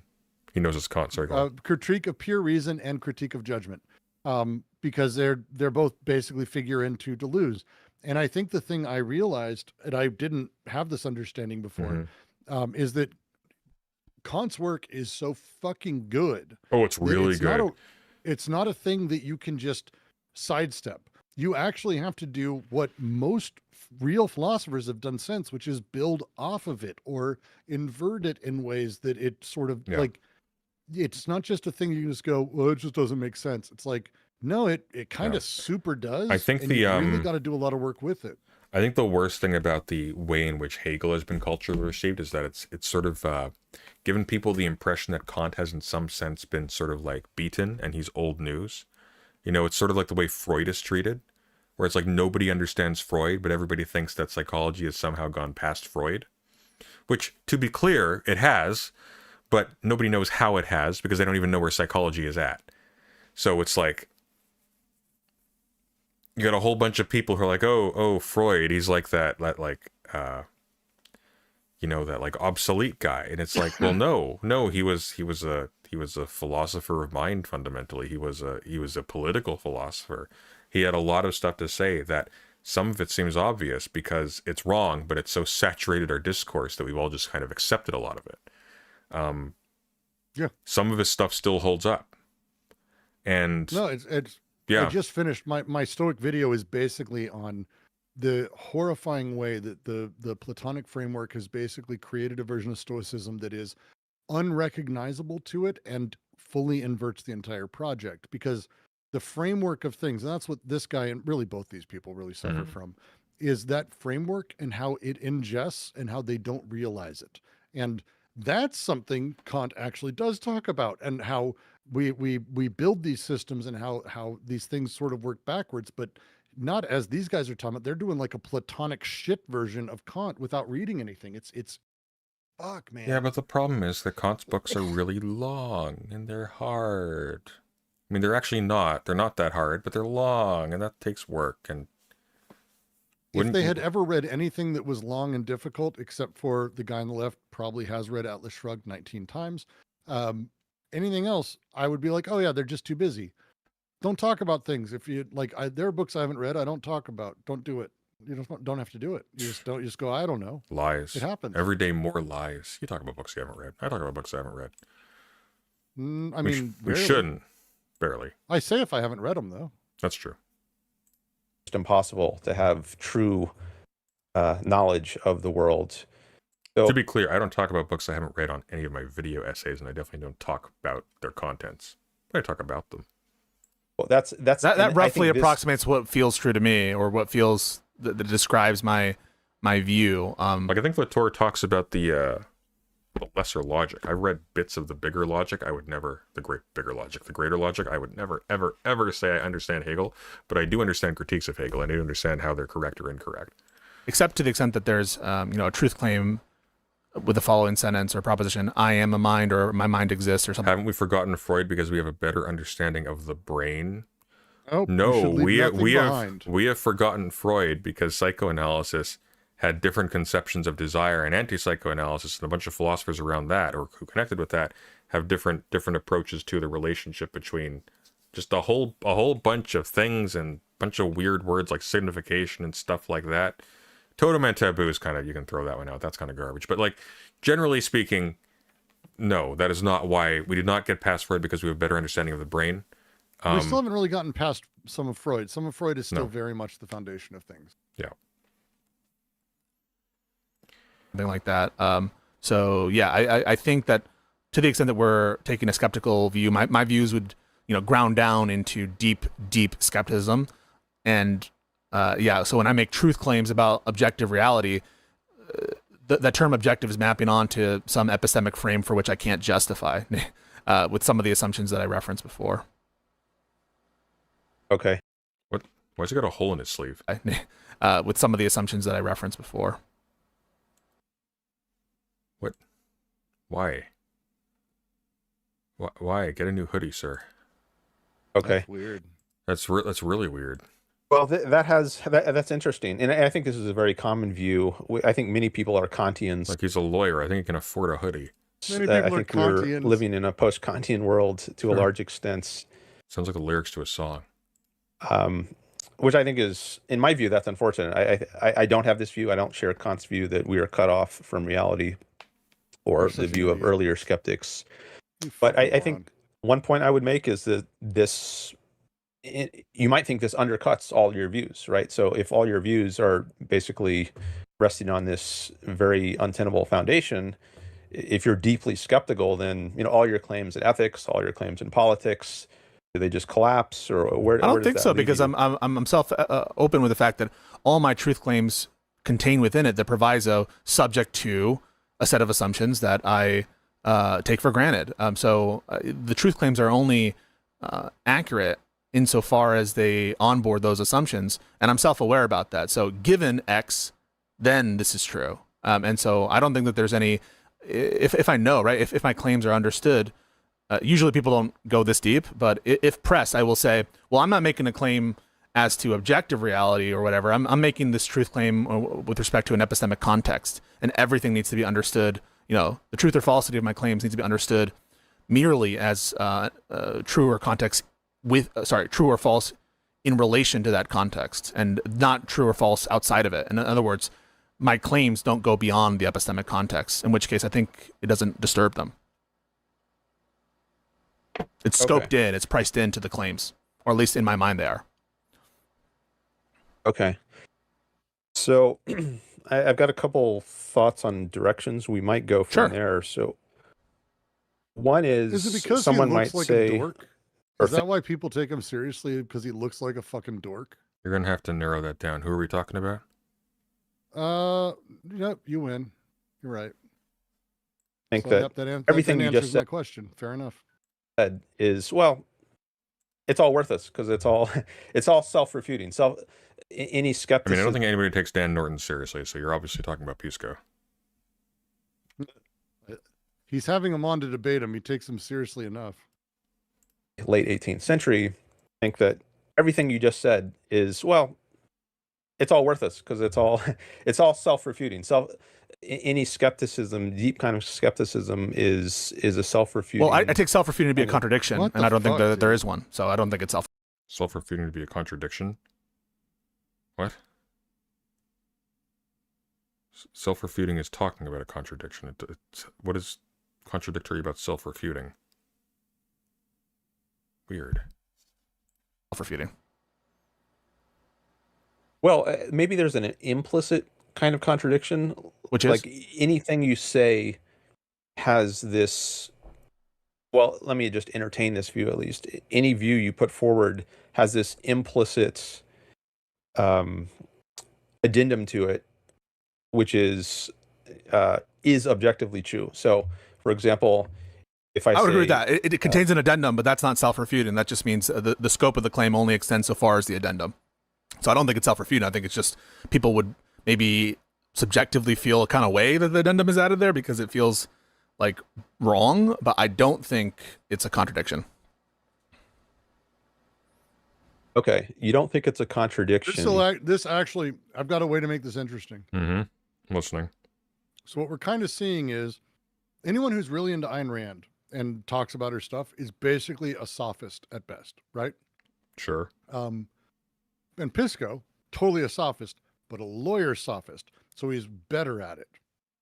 And actually, we're going to see like the war of the sophists here. And that I think could be interesting to watch how that forms. Okay, I'm gonna be real. I don't think Dan Norton is a sophist. I don't think he knows what he's doing. I think he's unself-aware. I think he's completely unself-aware. I think he thinks he's dead serious. Yeah, but he's still a sophist. I mean, not by design. Is all. I think anyone who does Ayn Rand's philosophy is, because they're running everything back to, yeah, but is it truly selfish? Which is my favorite fucking line of questioning that's ever existed. Is objectively true. I'm trying to apply this. Yeah. So analytically, I understand a contradiction. So truth can, something can be analytically true, by which we just mean like we're just defining the terms and the concepts. So in that sense of it, if we define a contradiction to be something related to, I don't know, a proposition and its negation, so the joining of those things, I guess, or I don't know, P and not P together. If that is what we understand a contradiction to be, then analytically, that is to say, by definition, that sounded funny. I'm sorry. There is no P and not P contained in the statement. All of my claims are subject to an epistemic context. Jesus Christ. Jesus Christ. The fuck? That was a lot of shit right there, man. I think that's not there's no contradiction. You gotta admire just how locked in he is, though. This is like life and death for him. He's taking this so seriously. He could just say, "Yeah, dude, sure." There, by definition. Okay. You are alluding to the term analytic definition, which is contrasted in Kant. Actually, that's where this terminology comes from: the analytic and the synthetic. I don't accept that whole distinction, but I don't know that we need to get into that right now. Leibniz. How the fuck do you say that? Leibniz really wants to have a conversation, dude. Also Hume. I guess he thinks that Kant coined that language. Nobody had heard of those distinctions before.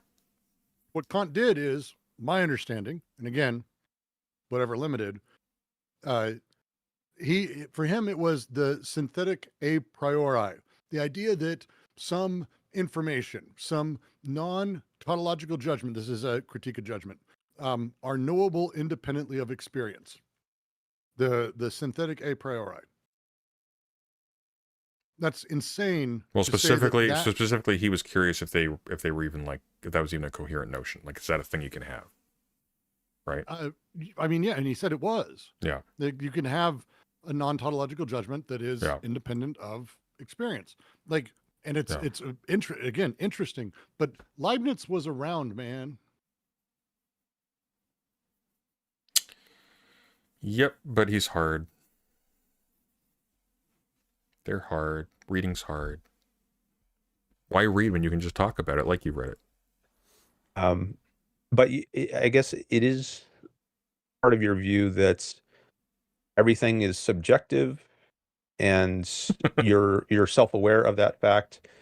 But if you say everything is subjective, for that to have any coherent or intelligible meaning, I think it needs to be contrasted with something like as opposed to objective.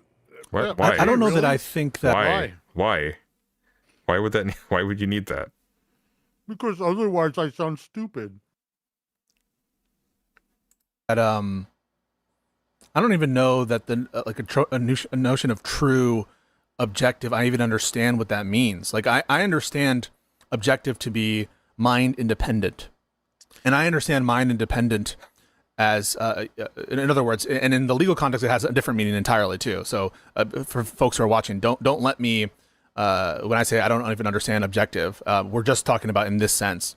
I think to the extent that I can make any truth claim independent of an epistemic context, it's that my mind exists or that my mind is experiencing something. And I think that makes it so all claims are mind dependent, because of course the claim that my mind exists, or maybe not, I guess I haven't thought about it as much. But I do think that truth claims, as far as I understand, rely on an epistemic context or don't make sense to me outside of an epistemic context. And not an awful response. Like just generally, that's like, yeah, but isn't your objective understanding of things through your mind? Like he doesn't know it, but he's kind of pitching back humor and Kant back at him without knowing it. Like, hey, but isn't that claim also from your mind? It's which is a tough thing to answer. And therefore, in that sense of something, I don't know if there's anything besides that sense of subjective. Okay. There are different senses of the term subjective, of subjective and of objective. And I think I mentioned this earlier in the discussion. There's a metaphysical sense and an epistemological sense of both terms, both subjective and objective. And you mentioned just a minute ago that you understand objective to mean mind independent. Or stance independent, I think, yeah. Yeah, and that's I take that to be the metaphysical sense of objective. And I think maybe the more relevant sense in this discussion is the epistemological sense. So to give an example, this is the sense which one might use, for instance, in talking about, say, a teacher grading papers. You could say the teacher is objective in her grading or subjective in her grading. And neither one means mind independent. Like it doesn't make any sense to say you could grade a paper without using your mind. There's no such thing as a mind. It literally does. It literally does. Sorry, it's just like he's fucking just. But how would you grade a paper without a mind, Brooks? Riddle me that. How did he literally name the epistemic one? The epistemic one that he's arguing now, it's like, it's not it's the epistemic one. That is the one that is about mind independent rules and that's fuck. I don't know. I just work here. Mind independent grade. But I do think there's a distinction in the way the teacher uses her mind. She could use her mind for good in an objective way, or for evil. Where, say, by which we mean she's genuinely. If she's grading papers, like, is the student's paper logical? Is it coherent? Is it based on facts? Some standard, right? So in accord with some standard, right? And that I think is like the definition of normative, right? So in other words, I think like if you're grading objectively, yeah, we're using that to mean as a shorthand to mean like free from bias or according to some consistent framework. So in that sense, yeah, I guess I would understand that. That's objective, but it just means that it's set, according to a set standard or criteria. That might be at least part of it. I might want to add in more elements, but just to contrast that with the subjective method of grading. Holy shit! Imagine Pisco fucking fucks you in front of everyone on a point like that. Jesus Christ! That's so sad that he just did that. I'm just kind of baffled as to why you would do this to yourself. I don't get. This is like self-harm. I don't get what the point is. For instance, just going by her feelings, like I will give. At this point, by the way, okay, I'm going to give a little credit to Pisco. Yeah, that's not bad. For off the cuff, knowing nothing, that's pretty good, actually. Yeah, it's not bad. It's not bad. Student kind of looks like they know what they're talking about, but I'm not going to read it too closely. I'm just going to go by a feeling, or if she's grading a math problem set. Oh, he's using a bunch of fancy symbols, but I'm not going to bother to analyze. So I think this is really interesting. There's no. I recognize the distinction between those two. Hang on, let him cook.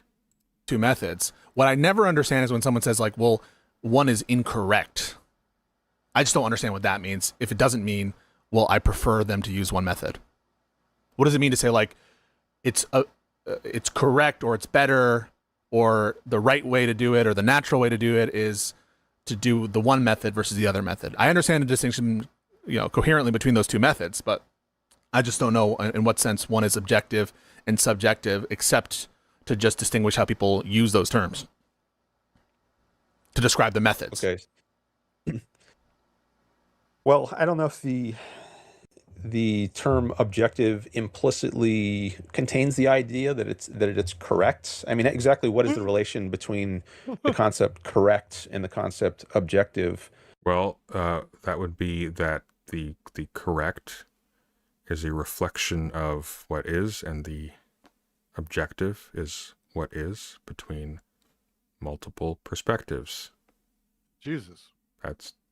That would be why, Dan. That's something we can get into, but you might think that but why?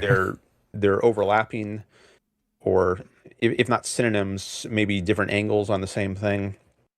But yeah, but like what makes the rubric objective and the feelings, the language thing subjective? That's what I don't understand. Other than the fact that I will recognize that we use those terms. That you're being totally subjective and unfair and arbitrary, right? We use the term subjective to be references to those concepts, but in a true sense, or in a sense that means something other than just labeling, right? Because I don't think that what you're saying here is just a labeling thing.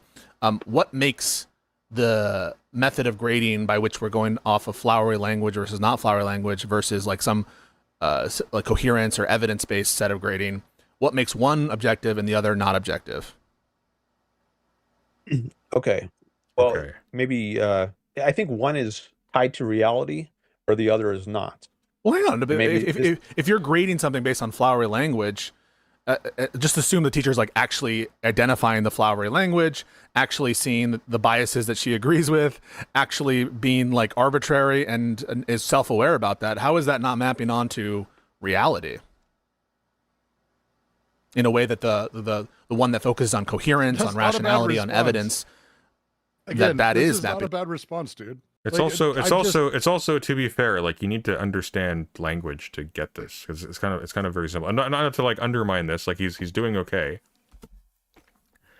I'm just this is like there at the base level. This is like everything the Rand guy is saying is fundamentally hilariously stupid. But if you take it seriously, this is actually not a very bad, as far as like debate bro mentality, point of attack to just dismantle the person, because he's got no response to this. Why is the rubric more objective? Because it's matching reality. Why? Well, I've never had to. Well, explain it's a weird thing. Well, here's the thing. It's a weird thing when people like get into philosophy or to a specific philosopher because they want to wear them like a costume as an identity. So this guy doesn't read anything. He just reads Ayn Rand because he's an Ayn Randian and his identity is an Ayn Randian, sure. And he feels good about himself because he's an Ayn Randian and they're in BioShock. They're cool, right? Yep. So it's like you put that against somebody who's not committed to any of these things. They are free to just go, hey, that doesn't make any sense, actually. Can you elaborate? Oh, your elaboration doesn't make any sense. Actually, none of the words you're saying make any sense. And he can just do that because he's not committed to actually having to know anything or to defend anything. So, like, it's one of these things. It's like you either drink deep or don't bother because it's not worth it. Yep. On to reality. I think that implies some sort of norm that we ought cohere to reality. We ought be normative. We ought be evidence-based. In other words, that's what I'm getting at is like, I'm not sure what makes one more tied to reality, one method versus the other. Well, I take that I take it that objectivity, in part at least, means adherence to an object. I think that's actually a purpose, part of wait, what? Where the etymology is adherence to an object. Hang on, wait, I need to hear that again. I take it that objectivity. Do you worship Hang ball? on, wait. No, adherence. In part, at least, means adherence to an object. I think objectivity means adherence to an object. No, that adherence, like gluing. Like no, gluing something to an object? Inherence, not adherence. Inherence. So that which is objective is inherent to an object. In some sense, I guess the objective is fixed to an object, but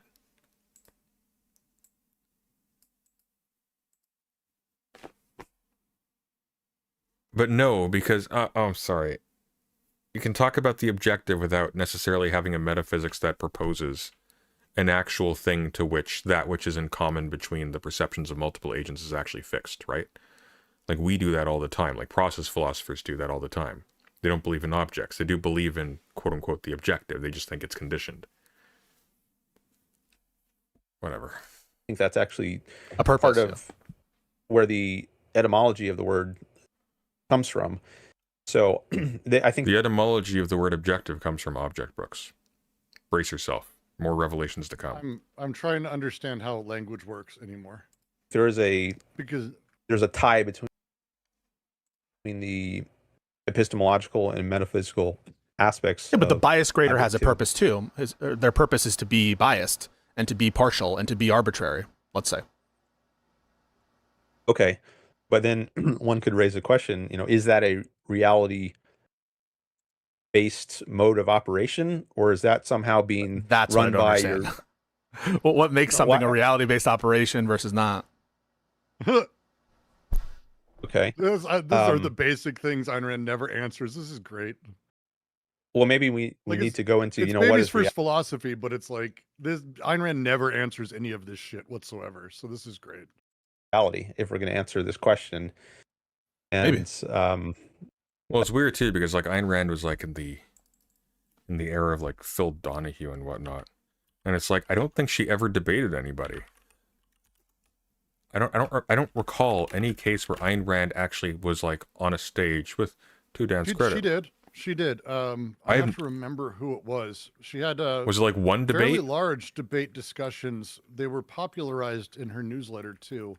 It wasn't with anyone interesting, but she did claim to do it. Okay, well that's different. I'm talking about No, like I have to look through. I remember there being instances of it. I don't remember there being any formal public debate. I know she's like, I think she might have actually appeared on Phil Donahue. Hang on. Ayn Rand, Phil. Yeah, she was. I remember that interview. That's the green one. I was on Phil Donahue too. It's a true story. So old. I mean, it was in the 2000s. So Yeah, but you were an adult then. I was an adult. I think she was an adult when she was on it too, by the way. She was like elderly when she was on it. She was always elderly. I don't know if you've seen pictures of her. She never had a young face. That's not true. They always put her very young face, like in her 20s and 30s, on the inside cover of her book. She was pretty looking. Looked kind of like the Stormfront actress from season 2 of The Boys. A little bit, yeah, I can see that. Yep. that's yeah, let's try to go there, I guess. Let's get as deep as possible. So Wait, sort of theory. This is not theory. Do not call this theory. Okay, this is smut, is what this is. This is the level of drama that I can sit through and suffer through. what is reality? I think reality I is. could give an answer to that, or if Yeah, if sure. you- I can if you try, want- but Okay. it's the words are about to fail because I think we're going to get into like some sort of primitive of some kind, which is I just think I take reality to be what it is. Reality is what is. I don't know that I can describe it any more than that. I just take what is to be like almost a semantic Some people don't think the universe be the way it is, but it do. primitive. That was exactly what I was I thinking. know, right? It's Okay. Well, I would also agree that reality is what is. There are other terms that could be used, like synonyms, like existence. Yeah. So, what is that? Is it what we're aware of through our senses? That's one question. I guess I would understand that it's possible for what is to be beyond my senses, and what my mind is, but I don't know that I can know that. So that's, I guess, the epistemic sense of objective, where we're running into the wall, which is like, and what you mentioned with these filters, I don't know, the Kantian filters, which is yeah, I guess what exists can This be man is going to be talking about the Kantian filters till the day he dies. independent of my mind. So I guess I would recognize that there's a notion of reality that isn't depend on my mind. Real and exist are different things in several different philosophical approaches. Just don't have access to it. Okay. Although I have to confess total ignorance to the Stoics, because I don't watch Brooks because he's gay. Oh. Probably fair. You might. So it might be that you are just caught in a matrix, so to speak, or to use that. Yes. I don't think that there's Caught in the any Matrix. contradiction entailed in us being in the matrix. What's that? Caught in the Matrix. Good, solid, real philosophy. That's how you know. Matrix, Because they and bring me up being the a brain in the Matrix. He's a brain in a vat. Hang on. that, and me being the only living being in existence, and all of you guys are just projections of myself. I don't think that there's any contradiction entailed in those, and because I can't generate a contradiction, I don't think I can say it's impossible, and therefore I can't rule it out. I didn't understand that, to be honest with you. I need to hear that again. And me being the only living being in existence, and all of you guys are just projections of myself. I don't think that there's any contradiction entailed in those, and because I can't generate a contradiction. Well, I mean, there is, because you're assuming that the outside world, I mean, it's not really necessarily a formal contradiction, but you're sort of presuming that the outside world behaves in the exact same way as you're ostensibly projecting outwards. So I just don't know why you would draw any conclusions from that thought experiment. I don't think I can say it's impossible, and therefore I can't rule it out. Okay. Okay. So I think there might be a contradiction in the idea that you're not aware of any mind-independent existence. And What is it? there's a passage from from Ayn Rand which I'm tempted to read, but I'm wondering Yes, if do it. Do it. Yeah, we maybe gotta I get to should just Ayn try to- Rand for sure. No, I'm interested. You've intrigued me, so let's take the time limit off the table. You are going to be so Okay, depressed, oh. man. Oh, are you interested in that passage? Well, I'm interested in wherever you want to go because I'm interested in the conversation. Can I pretty please read a passage from Ayn Rand? Really? You're going to let me? Oh boy, oh gee, oh gosh. Well, let's be fair. Okay. I wouldn't let him. I'd be like, "Hey, fuck off, dude. I'd let him. What do you want to read your stupid fucking philosophy? I want to hear what he's picked out. No one wants to hear what Ayn Rand has to say. Don't lie. I've read Ayn Rand. You've read Ayn Rand. For a brief period of time, you were mentally damaged enough to want to know what Ayn Rand had to say. Yes, I agree with that. That's not good. All right. Well, I got the passage pulled up, but maybe before I read it, I Sure. should just try to put this in my own words. So to have the idea of if we're all caught up in our own consciousness, I don't know that's a coherent position to be in, because sometimes you need a contrast in order to get the idea of something. Like it's sometimes said, a fish isn't aware of the water it's swimming in because it's all around it. But if you now take the fish No, it's actually because it's a fish and it doesn't have a concept of water, but whatever. out of water, and then it can, like, if we're Okay. Let me see if I can, because I might agree with you then. In other words, a mind is almost like a contentful state, and there needs to be content to fill it. And if there isn't things other than the mind itself, like, in other words, how can we even say that there is such a thing as a mind if there isn't like content independent of it? I don't know. Maybe It's weird because he just said he was a Cartesian earlier, but the entire thing about Descartes is that I think, therefore I am. Like the thinking is that it's just That's the deed. it's an activity. Yep. That's the doing. Ugh. Now, granted, it is absolutely like smuggling in Christianity shit, but Well, I mean, more specifically, it's smuggling in like grammar. So it's like it's literally like, oh, based off the structure of this sentence, I can infer the separate existence of this other thing, and this signifies some. It's just it's like, but leaving all that aside, like that's weird stuff that for some reason is actually really hard for people to find their way to. I just find it weird that in the context of this conversation, like just. It's because he did label himself with some stuff earlier to try to sound smart. Not in as awful a way as Dan did, but just like, ugh, just don't mention stuff you don't know. Except to say, hey, you know, I've heard that word, but I have no idea what the fuck they were talking about or whatever they said. Just saying, I heard the name at some point. Couldn't spell it if you asked me to. See, that's perfectly respectable. It's actually a sign of intelligence that you'd say that, or something along those lines. But whatever. Yeah, I'd map onto that to say that there are some mind independent truths, perhaps, but I don't think there's a contradiction in me not knowing them or having access to them. So I think it's possible that there's a contradiction in there being a mind without anything else, but I'm not convinced that there's a contradiction in not knowing what that is. Okay. So, well, knowing has different senses. There's perceptual knowledge, what you might call that. Like animals, you might say they can perceive the world. They have a sense of sight, so they can know things about the world. But then there's know in a conceptual sense, which I think applies uniquely to humans. So, you think that applies uniquely to humans? Why do you think that applies uniquely to humans? I think so. Yeah, I mean, this is, some people will dispute this and say animals also have conceptual knowledge, but I don't think so. I mean, animals literally have language. What do you mean? Why would you assume that?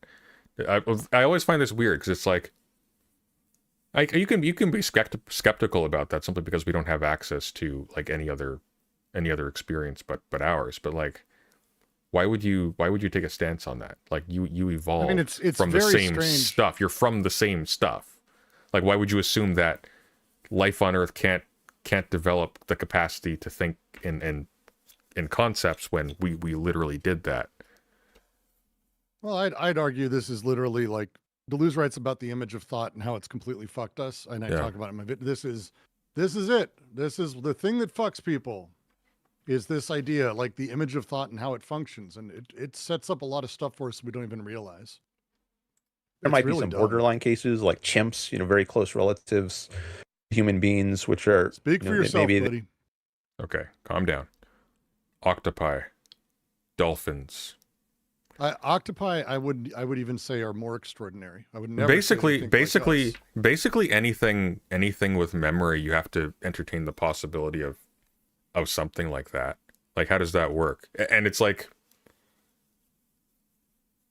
I think people have this notion for some reason that conceptualization is downstream from spoken codes, but that doesn't follow. Like, you have to be able to think categorically. You have to be able to think in terms, at least, even if you don't have a concept of a concept, like you're not sort of aware of what you're doing per se. But that's children, by the way. That's everybody who hasn't like embarked on any kind of like exercise of metacognition. But like, you have to be able to essentially think in concept in order to be able to name different things the same thing. Well, and I'd even say the idea that like the raw data that anyone gets in, like perception is what a layer.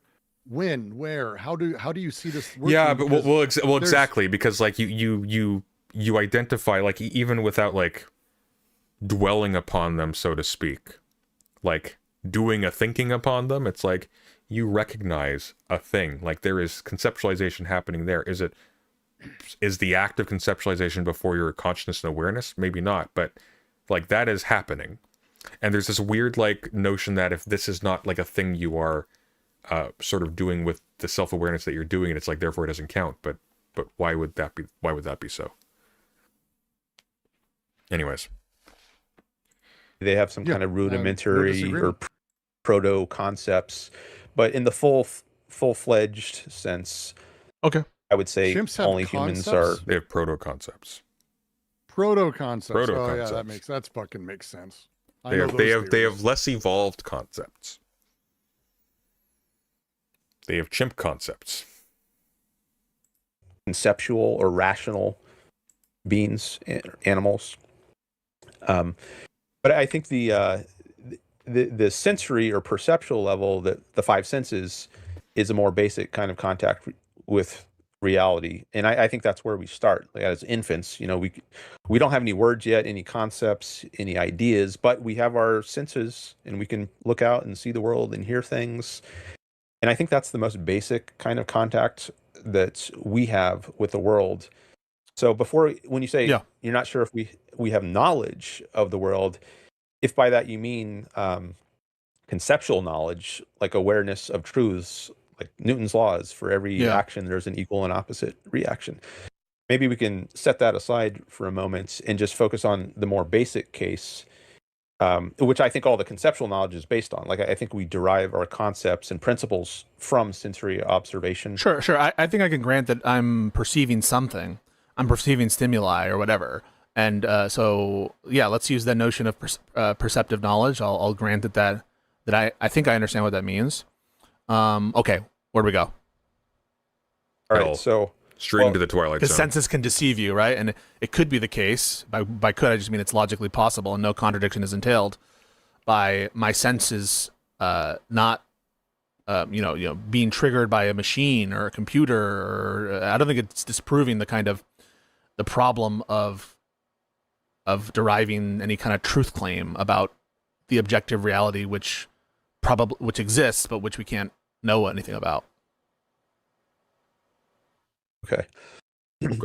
So I'm not sure it is coherent to think that our senses might not give us any awareness of reality, if that's what you're saying. I think at most it can say that reality is a thing. That is to say, the act of perceiving proves that there is something. I want to jump ahead of this passage of Ayn Rand because I want to see where this goes. Okay, I'm getting bored of this back and forth. I don't know. It's such a brilliant discussion. I hate to miss the nuance. So maybe this is where we go into epistemology and what it takes to. And eventually Ayn Rand. The people are waiting for it. Yes, they're waiting for Ayn Rand. Well, this is all. It's all leading up. It's building. Yeah, it's building up. Yeah. I mean, I'm giving voice to Ayn Rand's ideas without mentioning her explicitly. She has a book called Introduction to Objectivist Epistemology, but maybe more relevant on what we're talking about right now. What's that? She didn't have that book. That's a new book that's been released with other shit inside of it. An Introduction to Objectivist Epistemology? I think you're thinking of something else. I think that one is Ayn Rand. When was it published? Oh, wait hang on. No, it's by Ayn Rand. Rand considered. I'm not saying she didn't write words. No. It's literally her book. Rand considered it's on Wikipedia. Rand considered it her most important philosophical writing. You are thinking of something else that came out recently, and I know what you're talking about, but I can't remember what it's called. But I know what you're talking about because there was a relatively recent book by on Ayn Rand's philosophy. No. No. No. No. Oh, okay. Well, this was written by Ayn Rand. I'm not saying it wasn't written by her. It doesn't matter.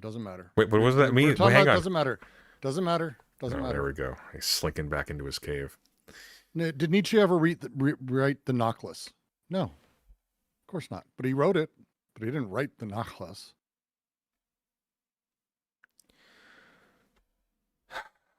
The objectivist. Okay, Introduction to Objectivist Epistemology was published in her life as an Introduction to Objectivist Epistemology. Right. She considered it as a thing, her writing. Okay. She wrote it. That's fine. I didn't say she didn't write it. Okay. I didn't. I never said that. Okay. Okay. Now there's a passage in Atlas Shrugged, her most famous novel, where she addresses this, which I could read. Maybe I should read just one paragraph. Yeah. Oh no. Right. So this is from one of the. I won't say who it is. I don't want to give plot spoilers, but I'll just read the words. This is what one character says. Quote, "Existence exists, and the act of grasping that statement implies two corollary axioms: that something exists which one perceives, and that one exists possessing consciousness, consciousness being the faculty of perceiving that which exists. If nothing exists, there can be no consciousness. A consciousness with nothing to be conscious of is a contradiction in terms. A consciousness conscious of nothing but itself," this might be the kind of matrix idea. "A consciousness conscious of nothing but itself is a contradiction in terms. Before it could identify itself as consciousness, it had to be conscious of something. If that which you claim to perceive does not exist, what you possess is not consciousness." Yeah, I think I grant that at a base level, for consciousness to exist, I think I would grant that there needs to be something besides it for which to perceive. I think that's fine. Yeah, no. But the reality, like what our everyday reality that we experience, that we refer to as reality, what I propose is that's just not that, right? There is something, right, that exists outside of the mind, for sure, but it's the stuff outside the vat. And the stuff in the vat is just the mind. And so, and I don't think that that entails a contradiction. And if there is a contradiction, what is it? Because I don't think it's that a mind exists without existence or something other than the mind. I think that in the example I'm giving, there's the vat, there's a brain in the vat, right? There's the brain, the vat, and then the world outside the vat. And these comments are so mean. Just look at this one in the chat. What a fucking loser to quote Ayn Rand. Oh, I'm agreeing with that. I can agree with that. It's so. He's okay. And what we're experiencing just isn't the thing that exists beyond the brain. And so I think that I've resolved the problem with a mind existing without reality at all. And I'm just saying that the stuff that we're all in the matrix of, that isn't the outside experience. Okay. In the proposed alternative, where I'm not saying that that's what I don't have a basis to believe that's true, but I just don't think it's entails a contradiction. Okay. Okay.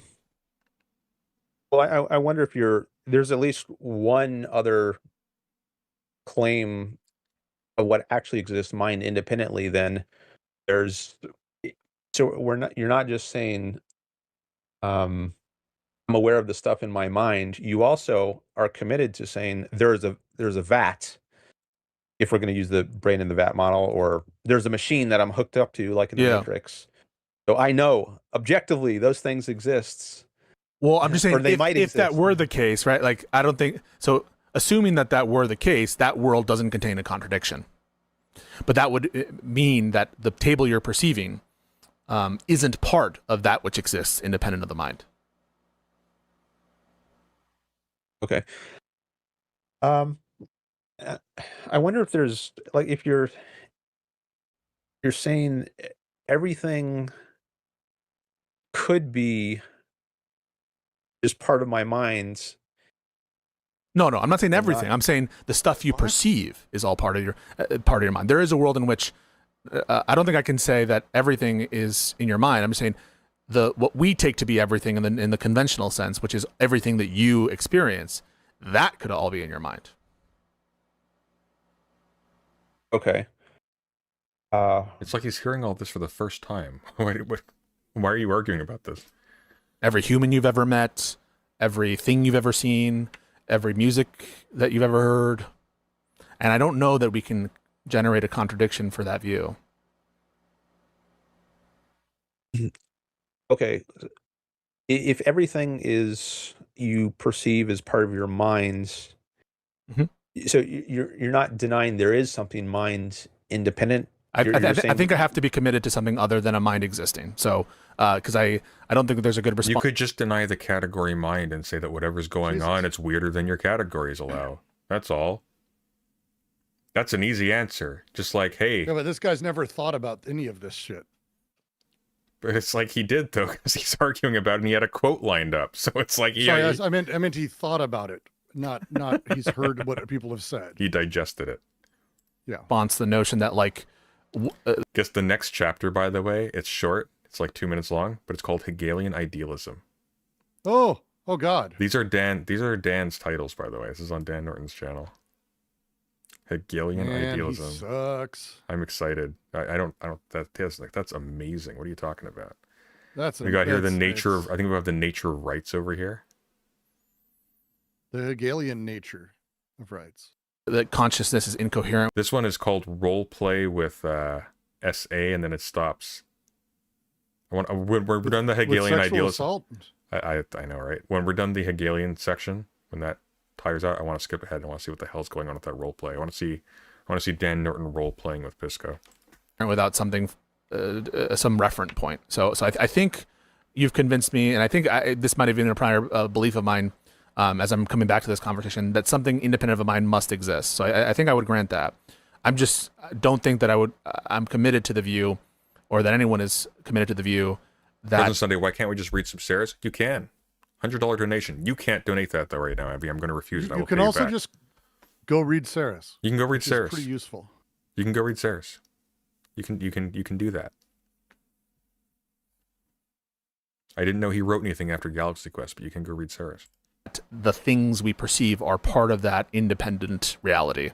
That's what I think I'm stuck on. And I want to be convinced. I want to be convinced of the things that I perceive. I want you to read Sarah's. How about we do an in-server reading of Sarah's at some point? But right now we're watching this garbage because I spent the entire day reading other stuff and recording stuff, and I'm tired. Okay, Same so I'm here. watching the Same dumb. here. I'm watching the dumb thing. We're watching Dumb. Dumb is fine. We're watching dumb. Are part of that independent reality. I just don't know that I can prove I'm also it. still recovering from that last Boys episode because even as bad as season 4 was, I am still angry about it. What an insulting piece of... I actually wrote a big essay that's going to go on the on this channel, probably tomorrow or the day after. It'll be on Patreon first. But it's like... I actually find the ending of The Boys to be like genuinely like immoral. Like as in, to the extent that the first 2 seasons actually had something of a heart to them and something of like a message or an ethic, it completely betrays it. So it's like the entire struggle of the entire... Okay, here, we're going on a Boys rant for a couple seconds, okay? The entire internal conflict of The Boys as a series is how you respond to the trauma and alienation of living in modern corporate capitalist America, which happens to often be delivered through the personage of other traumatized, abused people who then become villains in your world, right? And how do you respond? How do you respond to that? And so the major conflict is between Butcher, who responds to that by trying to enact violence back, and Huey, who looks for opportunities or takes opportunities to extend grace, which opens up the possibility of that free act causing the person to whom he's shown grace and empathy and so on to change into something else. And what's really frustrating is that every one of the things that The Boys does fairly well, at least up to a point, was it showed the human side of people who are doing really horrific things. It showed the drivers sort of behind it, so that even if the characters as they were discussed to you, it's like you see in them the human being that could have been otherwise and was made into that by that abuse. And with the character of A-Train, who is a murderer, who runs drugs to create other murderers as a false flag campaign for another murderer, he is in a moment of weakness saved by the person he was trying to kill, Huey, and as a consequence of that, over the next 4 seasons, he actually changes into a heroic character. And it's a troubled transformation, but it ends up actually saving their lives and ends up being the reason why they win ultimately. Homelander is exactly the same. They show very clearly throughout the entire thing, he not only is the product of immense like trauma and abuse and manipulation and alienation, he also has like actual manifest drives to be a better human. He just isn't provided an opportunity to, or an opportunity that is legible to him. And when he does for a brief period, he's almost soft redeemed because he's actually able to like demonstrate care for his son in season 2. He actually cares, and his demeanor changes, his character changes. With season 5, it opens with A-Train doing full circle, actually dying to not do the thing that he did that inaugurated the cycle of violence, or the cycle of violence insofar as it involves the protagonist of The Boys. On the first I have episode. Another take. Are you ready? I'm not done yet. Let me finish my take first. Okay. So he's running, he's distracting Homelander, and he's successfully so far escaping him. He's distracting Homelander so that the boys can escape from the prison camp they've been held in. And there's a woman in the street, and he dodges to avoid her, and as a result smashes into a tree and gets crippled, and so Homelander catches him and kills him. Heroic ending to his character. It's a mirror of his arc, where at the beginning he was not paying attention and he kills Huey's girlfriend by running through her while he's racing drugs for Homelander. Homelander in the end of his story, I guess, in the midpoint, because they have this weird after arc thing, which is worthless and not worth thinking about. After being depowered, because they randomly in the penultimate episode make a laser gun that can remove superheroes' powers. It's dumb. He's pitiful and weak and completely harmless. And the entire world hates him because he just threatened everybody all at once. Because he's in the White House and he had assumed the presidency and he was pretending to be a god and so on and so forth. And instead, and Butcher starts punching him, which, you know, makes sense. Evil guy, he's hurt a lot of your friends, he's hurt you, and so on and so forth. Yes. And then he's on the ground, pitiful and crying, and all of the comments made throughout the entire show where, oh, you're just a scared little boy. It's like, no, he literally is at this point. He literally is just the product of trauma that was just blindly reacting to it. Flatly. And the end result of this entire conflict between Butcher and Huey, between empathy and forgiveness, as superficially seemingly weak, but actually like signifying like great internal strength and freedom, and that is like productive. That is productive. Instead, it's crowbar to the brain. And the problem I have with that is not that Butcher decided to put a crowbar through his brain. The problem I had with that ending is that this was televised to everybody, and at no point does Huey's character or anyone remark, oh, well, this, like, not even discomfort. It's like, this was just like a victim like everybody else, ultimately, even though he did terrible things. It's like, he was defeated. Because the characters aren't stupid. Huey's not stupid. When A-Train is fully powered and he's like holding his father hostage in season 1, he breaks his legs when he has the opportunity. Like he doesn't show mercy until he's able to. He doesn't have that kind of like weird idealistic arrogance that some TV characters have, where it's like, oh, I'm going to show mercy to someone who I'm actually at the mercy of. That's dumb. But he was done at that point. He was literally coughing blood out of his mouth because he'd been beaten to a pulp. He's like begging and saying, I'll give you everything. He knows he's going to end up in a box somewhere regardless. And they don't even say like, no, we know from Kimiko that you'll get your powers back eventually. It's like, they don't even say that. It's just like, no, this is for my wife, Becca. And he puts a crowbar through his head. He didn't even kill his wife, Becca. So it's like, at no point after this is anyone like... And by the end, by the way, yeah, we never actually resolved a big one for me, which is, was Becca having an affair or raped? We don't know. Homelander she kind of implies herself that it's not really that big of a deal, which is like, what? It's weird. It's so weird. And it's like, here's the thing too. You don't need that, because he does kill a lot of innocent people for pleasure and out of annoyance. Like, no. You do kind of need that in the formation of Ryan, so that way the creation of Ryan and his relationship with him is necessarily estranged. I like that as like the device that brings Ryan about. I think it's okay. I'm not like jazzed. Well, here's the thing though. You don't need a device to bring Ryan into the fight. Ryan's just a human, and Homelander is like a lethal, destructive, like evil force with power. The problem, but if it was just found Homelander's son, any of those things, and his mom like actually really loved him or whatever the fuck, I have no idea.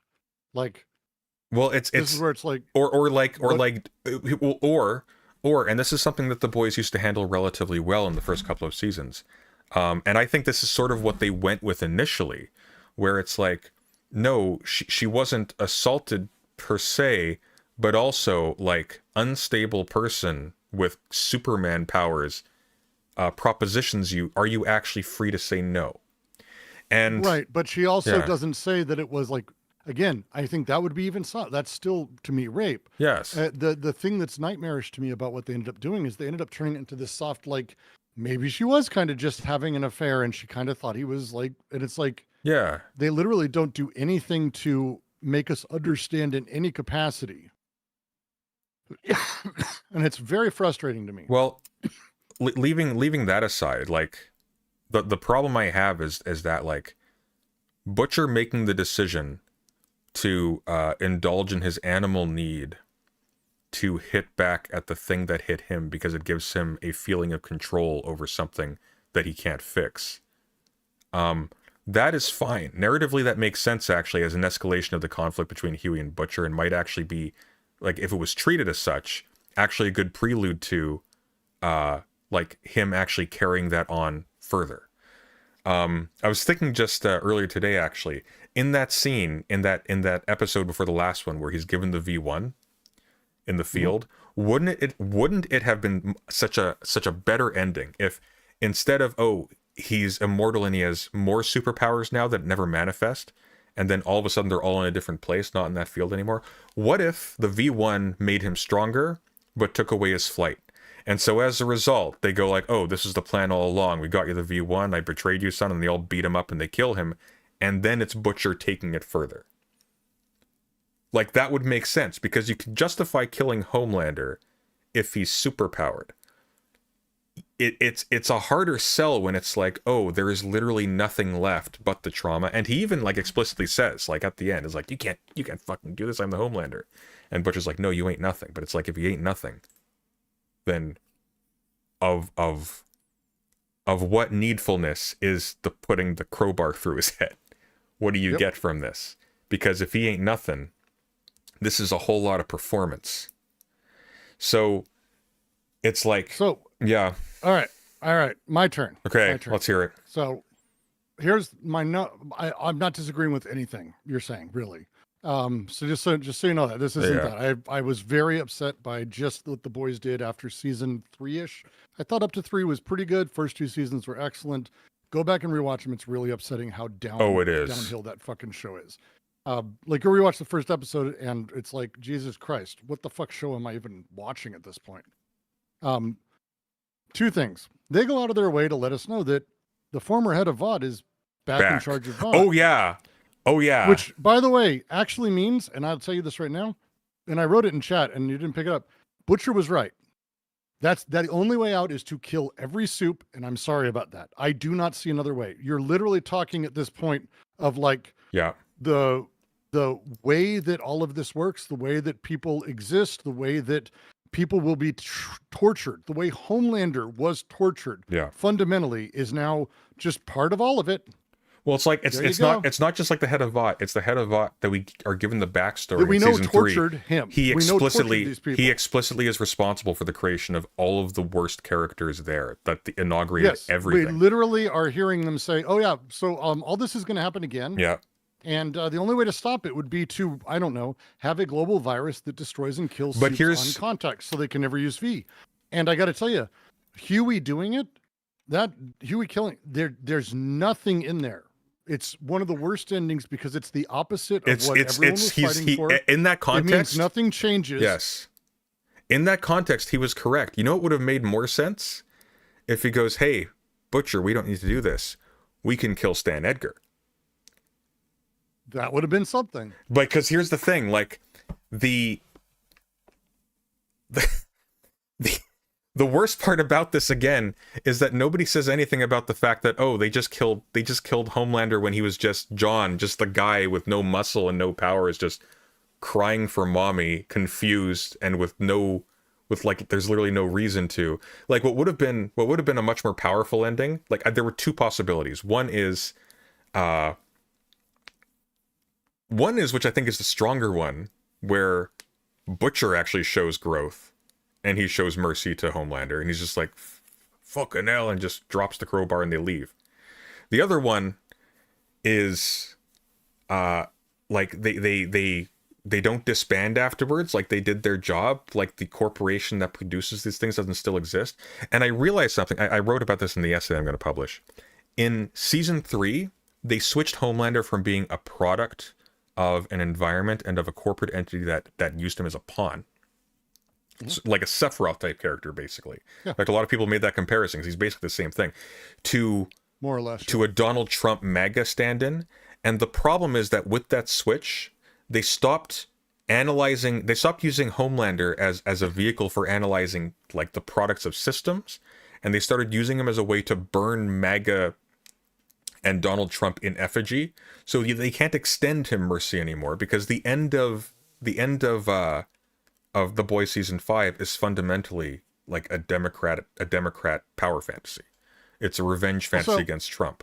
So this is the other half Yeah. of what the way I will be describing, I think, the book for a very long time, the show for a very long time, is an art project, because what it did is it basically said and made a lot of noise about how, hey, in capitalism, you can't actually build anything pure. It's always corrupted. It's always slowly destroyed.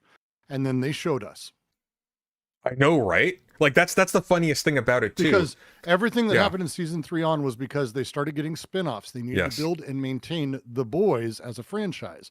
And all the changes with Soldier Boy flatly. Yes. So the dude who plays Soldier Boy, the actor from Supernatural. Yeah. Do you know who was one of the directors and the creator showrunner of Supernatural? Maybe it was the same guy? It was the same guy, It was yeah. Kripke. Yeah.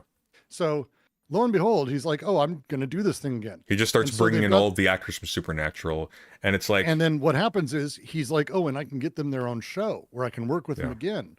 Yeah. But I've got to redeem them because they are insufferable, awful pieces of shit. And I have to redeem them. I have to make Soldier Boy somehow in love with people he wasn't in love with because, Yeah. we've kind of basically made him this irredeemable piece of human garbage. And it's like, yeah, that's what you did. But now they've got to undo it because he's and it's his like, own did show you and guys, they did need you to guys, care. and it's like, did you guys forget that you like actually had it explicitly written in season 3 before you introduced Soldier Boy that he was horribly abusive to the other victim, the sidekick Gunpowder that Butcher just massacres at the beginning of that season. And it's not just that too, like season 3 still had a little bit of its heart left. So in that fight scene where it's introduced that Butcher has superpowers now, he's been taking some temporary V.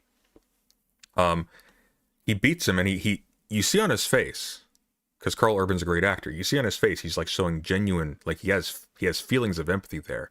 But then he's like, but it don't change what you are, and he beats him to death. But afterwards he loses control and he starts lasering through the walls because he's obviously like under a lot of like intense emotional strain from it. Like he's obviously conflicted a little bit. And instead of like playing with that and developing it, they just go like, oh, actually, no, he just likes murder now again. It's just all the entire thing, all 5 seasons. The only purpose of it was to get to a point where Butcher puts a crowbar into Homelander's head. And the thing that bothers me too about that is that the Boys comic, which is terrible in a lot of ways. It is. You know how in like a lot of like shitty anime adaptations, they'll have like weird copies of scenes that are robbed of context. They just keep putting in everywhere. Like Herogasm. Herogasm's one. I was gonna say Ghost in the Shell, where it's like they always have that scene in like the flooded alleyway where she's invisible, but it's always a different context, but it's always there. She's jumping off the building and she does like the hand motif. thing. Always a different. Yeah. Motif. Yeah. They do that in. Yeah, but like not something that has any cultural relevance except for the fact that it occurs in the that's source what a motif material. is, yeah. In The Boys, it's like what actually happens is Black Noir at the end of The Boys comic is revealed to have been a clone of Homelander, Yep. who has been sending him photos of himself apparently doing horrible things like literally eating babies at one point. And it's like Homelander is going crazy because he thinks he's doing this stuff and he has no memory of it. Like he's going nuts. Yep. And then at the end of it, Homelander actually gets an actual possible redemption at the end of the end of the book because he actually fights Black Noir, who is his clone, and he loses. But he damages Black Noir enough that Butcher is able to just stick a crowbar in his head and just kill him that way. But that's because that's an actual active threat and a monster. That's not like a normal human being who is blindly acting out like his trauma and doesn't know how to process it. That's he's functionally season yeah is literally a monument to the capitalist endeavor that is the rest of the Boys series. That's it. And the then best it part became is the thing, yeah it makes it art. It makes it art to me. Well, it makes it a weird kind of like, because like in season 3 they start going into schlock territory. It's like, ooh, it's exciting, they can fight Homelander now. Oh boy, look, they made Homelander scared. Isn't that intense? In season 4 they ended up circling the drain because it now became exactly the same kind of cynical, unself-aware media project that a Marvel movie is. And that wouldn't bother me. That wouldn't bother me so much if it just dumbly carried on with what it started. But even in the boys, the final season, in the last episode, they make a point of showing him showing restraint with his son again. They make a point of him, it's like you can't do that. You can't show a character that is a human being who is the product of trauma and then try to literally sexually humiliate him when he's depowered and vulnerable and confused in his last moments. Like the audience has the same sensibilities as the villain of the show. Well, and again, that last moment, again, look, the writing's shit, flatly. Like, he has this moment where it's like, he's losing his power, he has a few stumbles, but he goes right to being defenseless instead of, like... running? How... So he was just going through, and I think we were seeing that he actually believed he had been visited by an angel. He was actually severely mentally ill in the last episode. Right. I really wish they didn't... Yes. We know... From how they positioned it, we know he witnessed an angel speak to him. We know that he saw these things, that this isn't like some guy who's got grandeur. It's genuinely fucking, this is genuinely, this is an abuse victim who was given a gun. And that because he was the sexual humiliation and murder of. It is literally the same thing as if, I don't know. I'm trying to think of an example. Like if a character from One Flew Over the Cuckoo's Nest had a violent outburst, but it was framed as like a really positive thing when he's just beaten to a pulp by another inmate. If I may, it's like cheering at the end of Green Mile. Yeah. Yeah, actually. It is. That's literally what it is. I find it so distasteful and like just repulsive. And again, it's kind of actually, you know what? Actually, it's kind of worse than that, because at least at the end of the Green Mile, like something was averted by that. Like some harm was averted to somebody else.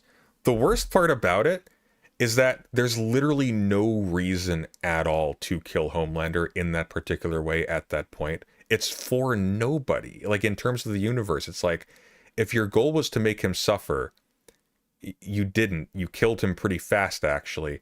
If your goal was to make some kind of like message or something, you didn't. If the goal was to prove a point, that wasn't proved because he had to get depowered first. And it's just like, it's terrible.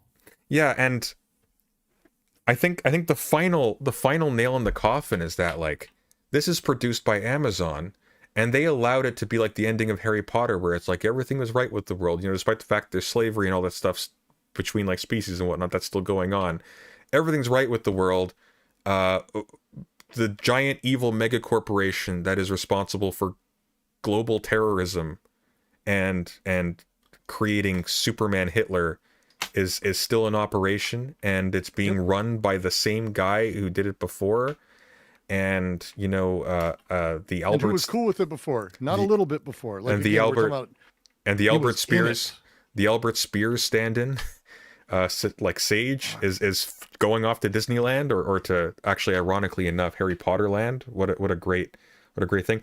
And they're all mourning the death. It made fun of Harry Potter. Ha ha ha. And they're all stupid people like Harry Potter. Ha ha ha. I hate this show so and much. They're all, I know, right? And they're all. But if you go back and rewatch any episode from the first, like when they kill Translucent, it's hard for him to do, because and here's the, and even then, like, it's out of utmost necessity. Like killing Translucent made sense because Translucent, and they even make a point of showing that this judgment was correct. He has an evil look in the camera as he walks away.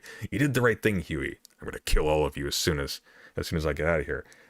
Like Huey knows that he will actually come back and kill everyone. That was the correct decision, because that wasn't done out of vengeance. That was done out of absolute necessity. Yeah.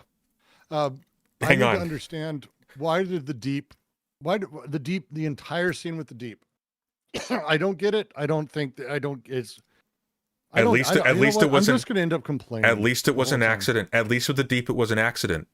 They handled that better. It was an accident because Why did she fly him to the ocean in the first place? because the show need. I think the idea is that she missed because you don't have a lot of aim that way. They just went really far and they just happened to land by an ocean. I think here's the thing with the Deep. Okay, at least with the Deep, instead of Annie making the Deep because she was assaulted by him in the first season, the protagonist of her entire existence, like Butcher does with Homelander, and it's treated as a good thing. At least with her, she actually overcomes him and he's irrelevant to her. She's just getting him out of the way. And she's surprised when he gets killed and is like not happy about it. Like that's growth. That's at least like progression of some kind. And it's not dwelling on like just a tired conflict that was already like dried up. Because at the end of season 3, Homelander and Butcher literally team up out of their mutual love of their son. They do that. That's a thing that's happened. But now it's like, and it was to be frank. Yes. I'm actually really okay with it. I thought it was like, again, showing the human of the thing. That's fine. It was the best. It was the best part about that really awful overdrawn ending. But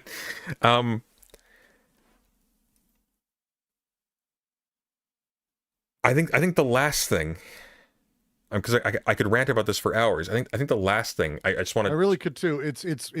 I want to me, pivot. It's more offensive than Game of Thrones. On that note, I want to pivot to something else. Oh no. The boys' treatment of race is hilarious. It's the most waspy thing I've ever seen. So basically, every single character who's been either race switched from the comic book or who is new, but who is non-white, has a scene like this. Yeah, I'm basically working for the Nazis, and yes, I am a privileged rich person who is colluding with a giant mega corporation and a bunch of psychopaths with god power who are running it in order to put people into camps and to ruin their lives. Yeah. But this is just what you have to do to make it in this world as a black person. And then they just carry on. Every single one does this. The head of the mega corporation who made Homelander is like, to Butcher over tea that he invited him into his giant penthouse to have. It's like, this is what you have to do in my position. It's like, you're a billionaire, sir. No, you don't. You could do anything. Shit, man. Smartest character on earth. This is just what I got to do to get by. It's like, you can make that argument. You can make that argument for fans of A-Train. You can make that argument for characters who are fans of A-Train when, for example, there is conflict about him versus the brutal cop superhero that he kills in season 4. Wannabe, which was kind Blue of Hawk. The Blue Hawk. I thought that was fucking great. It was a plausible completion of his arc if he died of that heart attack they sort of teased after he kills Blue Hawk. If that had happened, that would be satisfactory. I like what they did. I still think his current ending, I thought it was better. The first episode of the season genuinely fucked me up because it was like, oh, they're going to actually complete our. No, they're not. No other arcs are being completed at all in any way. No, they killed off A-Train, and then Homelander now needs to look for the Elder Wand because his pubes are turning gray. But it's like, you don't need to do that. Homelander has been in his 30s for the entire show so far. I think you could just 30. I think he might be in his 40s. You could just like say like, there's a violent person who's just completely untethered from humanity, with power over the American military, and he's killing people who displease him or make him feel weak. That's enough motivation to be scared of him. You didn't need this extra thing. It's not, well, what if he'll live forever? It's like he's already going to live for another 30 years probably at the least, and he's possibly going to live for a lot longer, and he can kill all of the main characters in a few minutes. So why do you need this escalation? It doesn't add anything.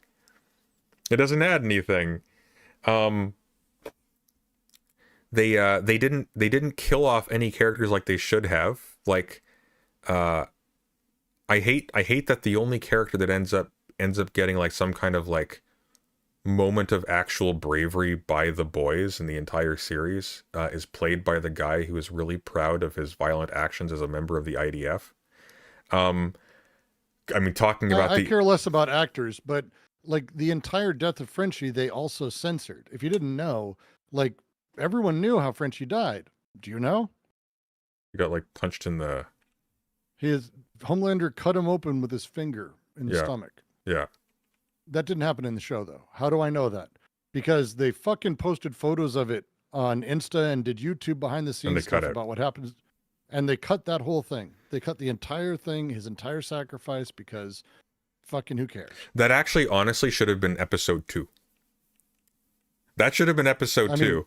Most of the season could have been handled in half an episode, to be very Most fair. of the season shouldn't have existed. Certainly not the ending. It should have been like episode 2 or 3. They release the virus.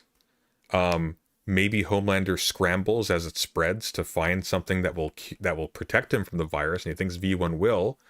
But it has an adverse effect in that it's in some way it weakens him, which allows him to be defeated plausibly by the boys in some capacity, and then afterwards, Butcher continues on his rampage, and then you have the conflict sort of continue that way. That would have been a good way to proceed.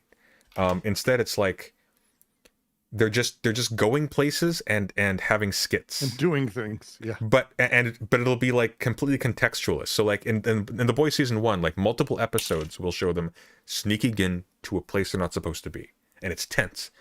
In the final season, just Annie and Huey will just be in a Vought morgue where they keep dead superheroes that were illegally, secretly murdered by Homelander, and they're just there. They just got there. They're just in. Nothing happens. There's no danger in going in or danger in coming out. Nothing at all. They're just Huey and Butcher are just behind the stage where they're not supposed to be, where there are a bunch of mind readers and a bunch of like high profile Elon Musk tier like officials and superheroes. They're just there. I will say, speaking of, there was one moment that I did chuckle and I kind of laughed out loud at. What's up? Was when they have the billionaire Elon Musk, richest man in the yes, world, yes. He's like, I'm here. I've got to talk to you about the eugenics proposal I have to get rid of all the non-whites. And it's like straight out front. Yeah. And it's like, who's that guy? He's like, oh, he's the richest man in the world. He's an amateur astronaut. And then in the background, you see Homelander walk with him outside. Yeah. Like you don't even notice. And then suddenly they're gone. Yeah. And then Homelander's back and he goes, where'd he go? He was an astronaut. I took him to space. Yeah. It's just such a simple, good moment. And it's like, God damn. Which would have been fantastic in episode 1 or 2. In episode 1 or 2. Yeah. And it's like they keep teasing him like, oh, this guy's like, because once again, like the tension is that this guy has like godlike power. He's going to kill lots of people if he decides that, his connection to humanity is not worth anything to him anymore. And they show him fantasizing, which is lasering like a whole crowd. And you know what bugs me? Eric Kripke has been going on to like social media talking about how, guys, there's no big fights. It's there's no budget for big fights. Don't be disappointed. Stop complaining about there being no big fights. There were never big fights in The Boys. The most tense moment in The Boys season 1 is 3 people in a room. The most tense moment in The Boys season 3, even with the fight scene, is 3 people in a room. It actually has the same type of effects and the same limited destruction as the fight in the White House. But it mattered. It was significant. It was exciting because you didn't know what was going to happen. In The Boys season 5, they have all of the same special effects, but it's wasted on like absolutely meaningless spectacle. Well, but moreover, it's also... you didn't need the spectacle because like even Homelander at the end, like people are making better special effects than The Boys have at their home computers with AI now. What's the excuse that's not here? How that works, but what do you mean? AI doesn't really do the things you need it to do for special effects. That's not the point. The point is that like a bit of footage of Homelander lasering a CGI crowd that they've already done. What you are about to hear Hang on. is the most beautiful sound in the galaxy. Thank you, Game Noir. I've never seen The Boys and I'm drunk, but love your guys' theory videos. Keep it up. Whoop whoop. Thank you. Appreciate it. Yay. Listen, the point I'm getting at is that the CGI in the final fight was as expensive as any depiction of Homelander's destruction would have been, and you did not need a giant tentacle fight in the White House for that. Like, you just didn't need it. You didn't need like insane special effects to pull off something poignant.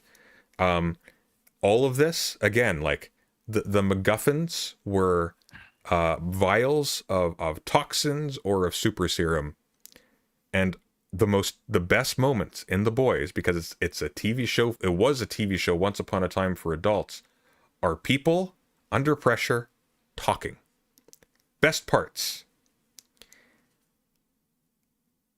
And Eric Kripke's going around talking about how, like, look guys, it's not my fault, we have no money for big battle scenes. But it's like, no one's complaining about the battle scenes being cheap looking. People are complaining about 5 episodes of a concluding season to something that's been 4 seasons long up to that point. A concluding season not escalating the plot or setting up any sort of conclusion, so that literally the last episode, without any setup whatsoever, is just the main characters walking into the White House and killing the bad guys in like 30 minutes. Yeah. That's it. We ran out of time, guys, so I guess they just killed evil Superman. Despite the fact that he was able to physically overpower all of them in the same season in seconds by himself, all of a sudden, no, they're able to actually hold him in a tiny little room. Remember he was able to fly to space with the billionaire guy in that episode? Yeah, now he can be caught physically by someone who was shown in the first episode to be significantly slower than him. Because remember, yeah, Homelander catches up to A-Train. He keeps up with them. But when A-Train shows up, everything slows down, including Butcher. But now all of a sudden in the last fight scene, Butcher's able to jump up and catch him. And they didn't even do something clever like go like, oh, look, we've established that radiation weakens his powers. Maybe Kimiko is weakening everybody's powers, so maybe he's a little bit slower. So maybe here's some tension. They can fight Homelander with Kimiko in the room, but they're all getting slowly weaker with him as well. That maybe, but no, nothing. We just don't care. We just don't care about that. We have a spin-off series. And I hate to say this, Game of Thrones had a better last season. I can agree with that. Like a massively better last The season. last episode is, I would say this at least had like a couple moments in it that was good. The final episode of Game of Thrones was genuinely one of the stupidest things I've ever watched. Yeah. What you are about to Who has a better story but Hang on one sec. Everyone. in the galaxy. Sorry, unrelated, but have either of you read Eric Allier's Signature of the World? I think it's one of the best secondary literature written about D&G. Have you? Have you heard of that? Talk about it right now. I've already done too much work today. Fair enough. Okay. That's a maybe on that. I have not. But thank you. I appreciate that, Game Noir. Oh, no. If it was great, I'd be saying so. That's it's easy for me to go, oh, no, that's really good stuff. Otherwise, I don't want to talk about, I don't want my brain to work. Fair enough.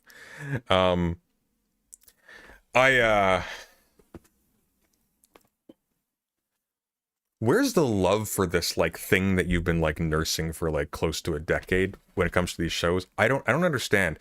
Because like, what is the point to moving on to the next thing? Like, oh, I'm gonna be able to make Vought Rising now, but it's like you blew the thing that would secure any hype for Vought Rising.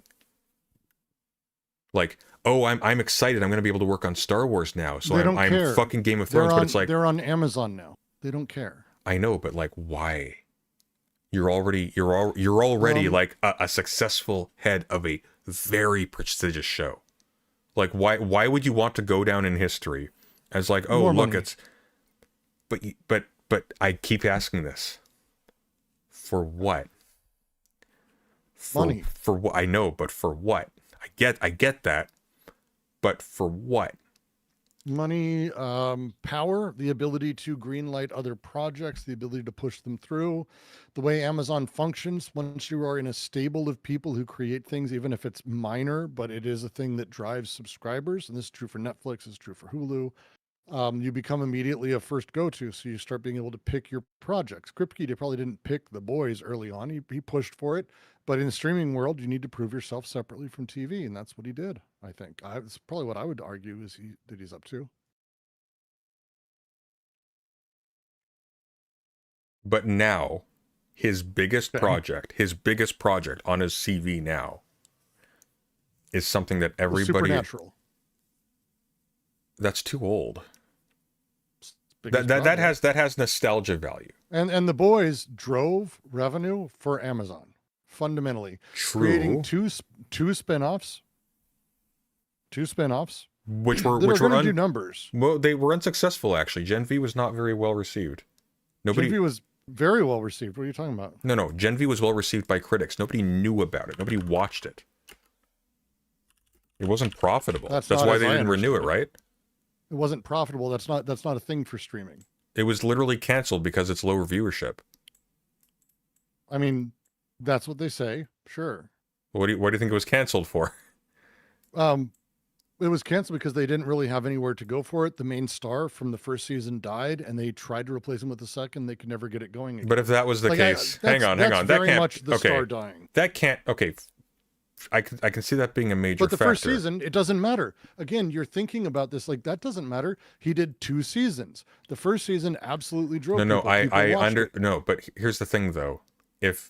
Nobody did watch it. Its viewership numbers were not up to the production costs. But with The Boys season 5, it's kind of the same deal. Like there was no direction for it. Like I don't think they would cancel a show that was successful simply because they had to refocus on a different actor. It's a successful show. People are invested in it, right? Okay. It's not like it was. However you want to phrase it. Like again, and these are there's a lot of different ways to talk about the metrics. For me, it is very simple. Where is it sitting on the Prime charts? Because that's what Prime cares about. If it's on the charts, people are watching it. And if people are watching it, it means they're staying subscribed. And that's all that matters to them. They don't give a fuck. And it can be like a thing that like is 2 seasons that they cancel, which is true. But like, I bet you Gen V is in the top 10 right now. Probably top 20, certainly. How many are there? And if that's the case, there's a lot of shows. No, but I mean like a lot of shows. Hang on. I'm curious. Is Gen V in the top 20 performing shows for Amazon? I'm actually in the dark about this.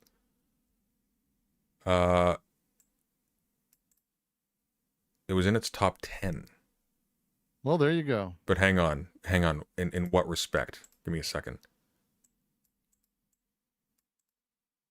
Okay, now IMDb though says it. Okay, so what? What does IMDb stats pull though? I'm trying to figure that out. No, IMDb is the source for that claim. So I'm trying to figure out why it's in the top 20, or if the Google AI is just like telling me, oh, someone said the show is one of the best shows they ever made, but it's not.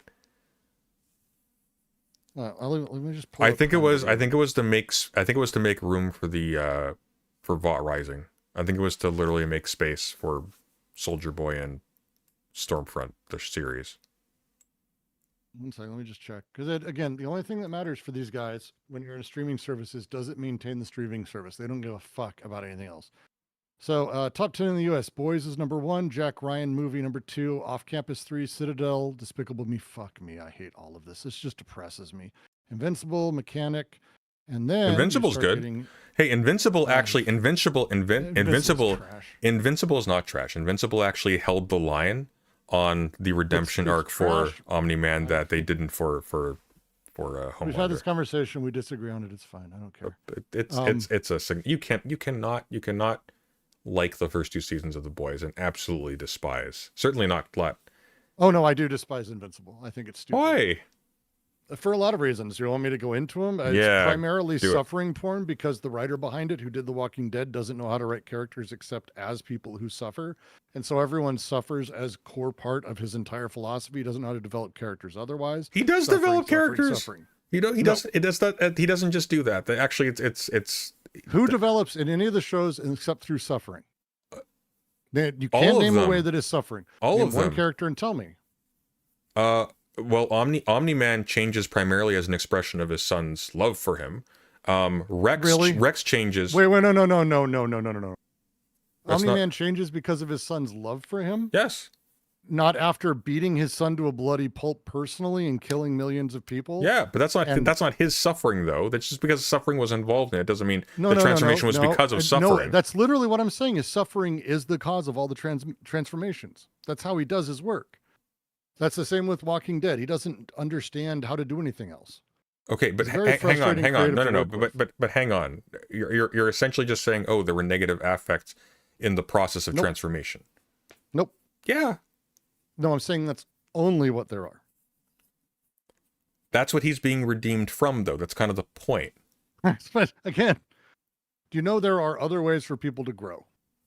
Yes, but Omni-Man is an all-powerful character, so the entire Cool, then give me driving another force. character. No, but the driving force behind wanting him to be redeemed as a character is because him being the character that he was is a source of suffering. It's not suffering that changes him, though. Right? Suffering is suffering is the motive for changing him. Yeah. It's not the the driver of his change. His personal suffering isn't. No. The suffering, the brutality and suffering he causes. Yeah, but if hits there a point where it becomes personal and affects him. Okay, but Again- but hang on. If the issue with if the issue with Omni-Man though was that they didn't like his outfit or he smelled funny and he didn't cause any if Omni-Man was a harmless being character, facetious. I'm not You're being being facetious. facetious. That's not what facetious means. I'm not being facetious. But moreover, every single character, including Rexplosion, he once again he changes because of the growth that he gets from the connections he has with people, and from like actually being kind and helpful and present for people. That actually And what does is he get for it? He grows as a person and he gives his life to save his friends afterwards. He blows up and dies. Right, suffering. Okay. Are you saying Lord of the Rings No, is I'm just suffering? saying Are you saying That's, Lord I'm of the saying Rings? it's The Walking Dead too. Are you saying Boromir's character arc is suffering porn?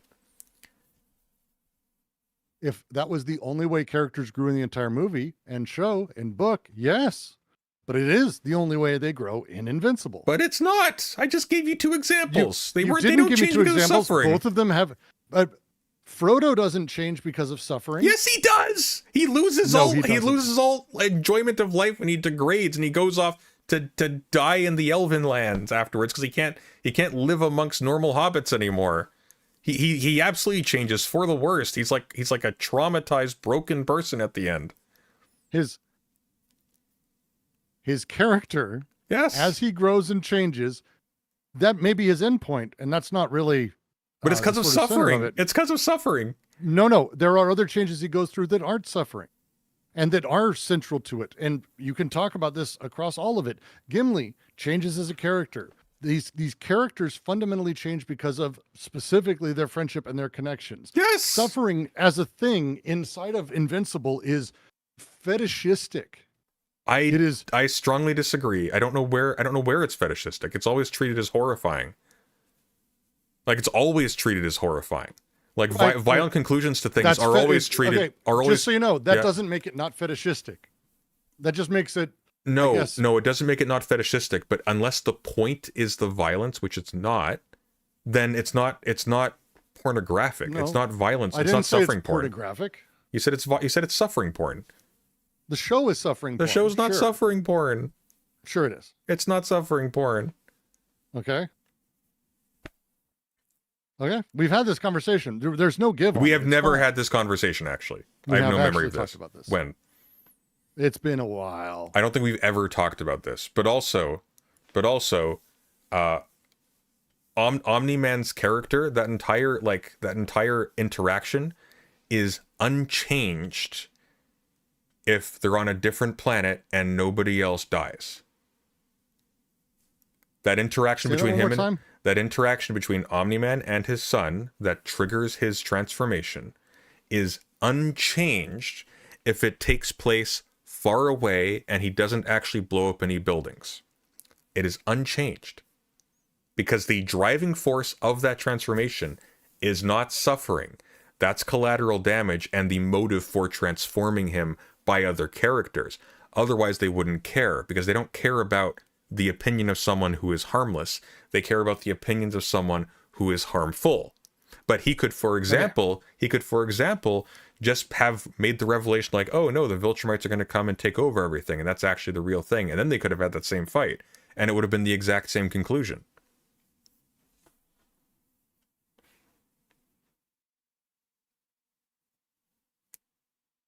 That's fine. Glad you like it. Okay. Glad you like it. I can't It's think. a trash show. It's a trash show, and it's fun. It's fine to like trash, but it's a trash show. I think it's actually a fairly heartful show. I think it's actually very well done. I think Oh, good Christ. I would like to hear a single example. I would like to hear an example of suffering that's just there to fetishize suffering. No. That's not what I said. Don't put words in my mouth. It is the show fetishizes, and the writing of the guy behind it, who is the comic book creator and the guy of The Living Dead, fetishizes suffering primarily through all of his works. And The Walking Dead very much did this as. But we're talking about this position. I'm talking about both. They're the same thing. Okay, but I want specifics for Invincible though. Okay. I'm not doing it. I already told you I'm not doing this. We're not going to find middle ground. We've had this conversation. Well, you don't know because you haven't tried. Give me an example. No. Okay. No, it's not okay. being. I accept your surrender. It's all good. Yeah, there you go. Have fun. All right.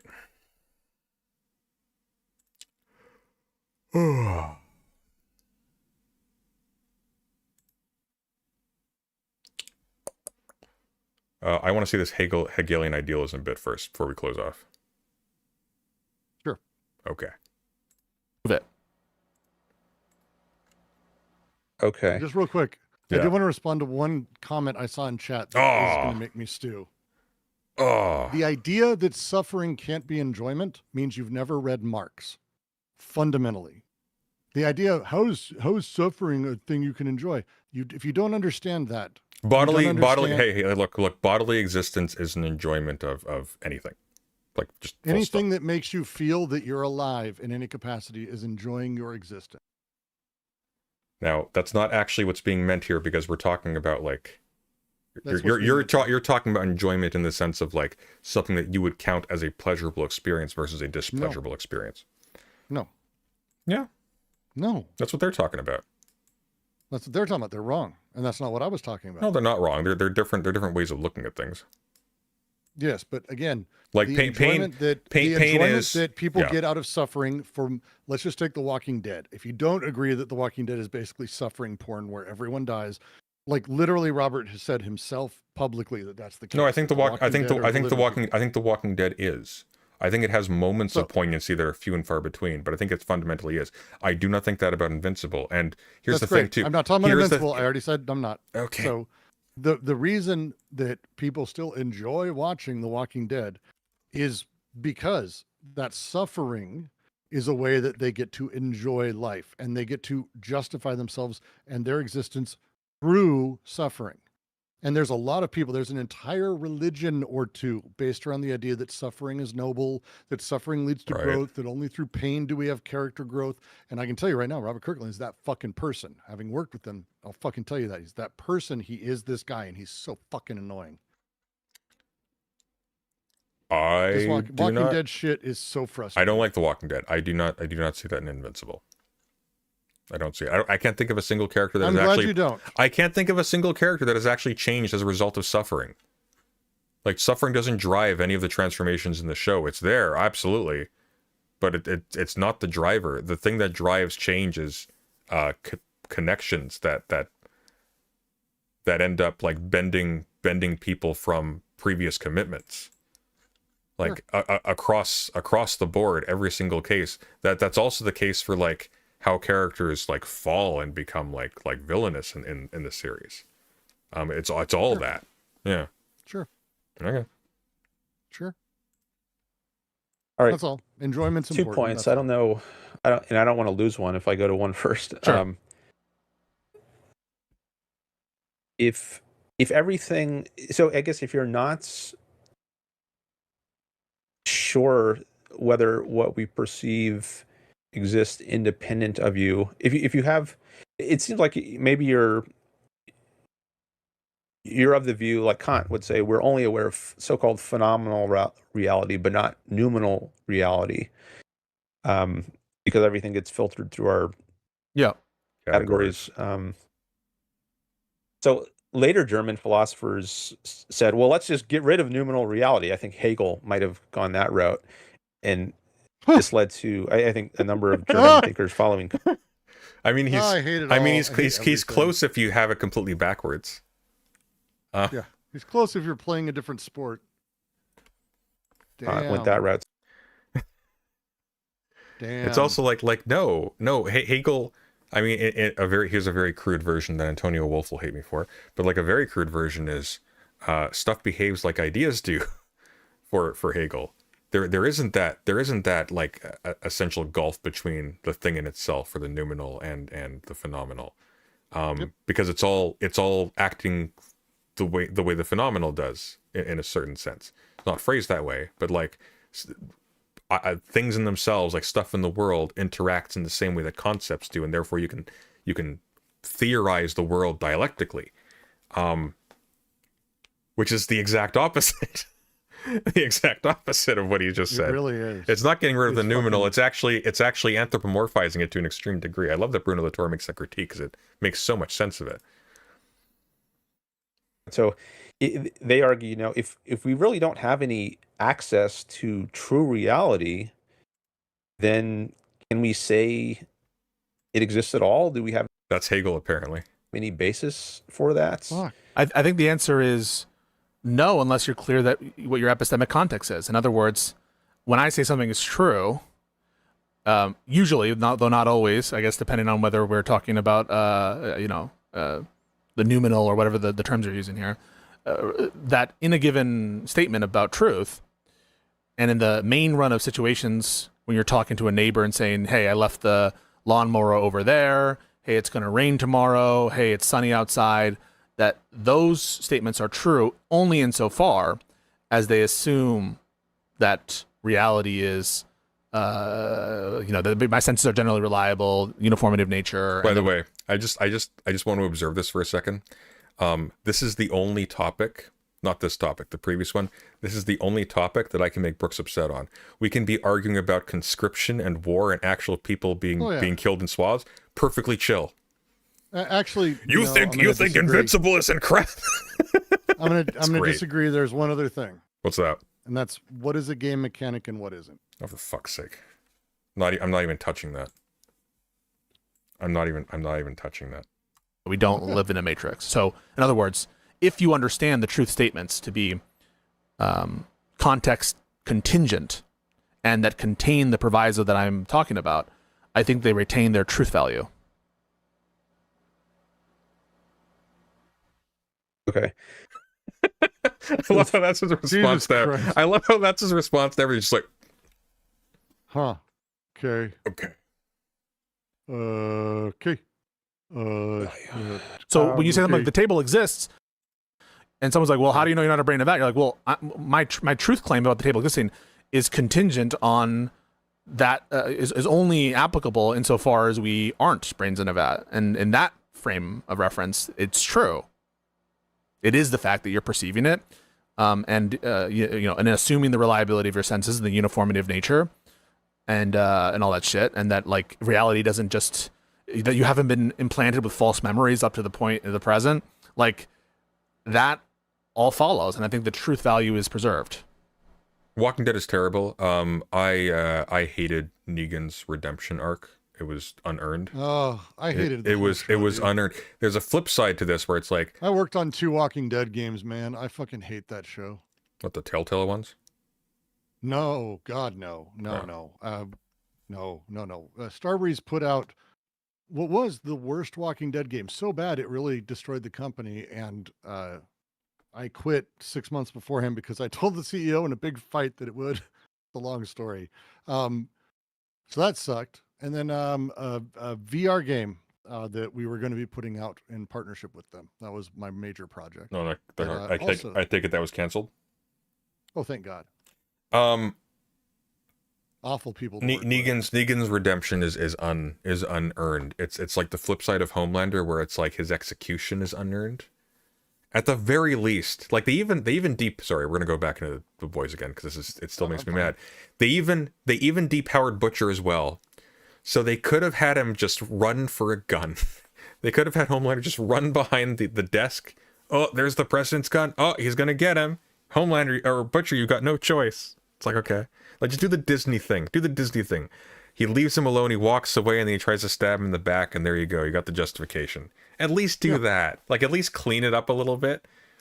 Or at least make it like, this is a bad thing that you did, Butcher. Actually, we don't condone this. What is wrong with you?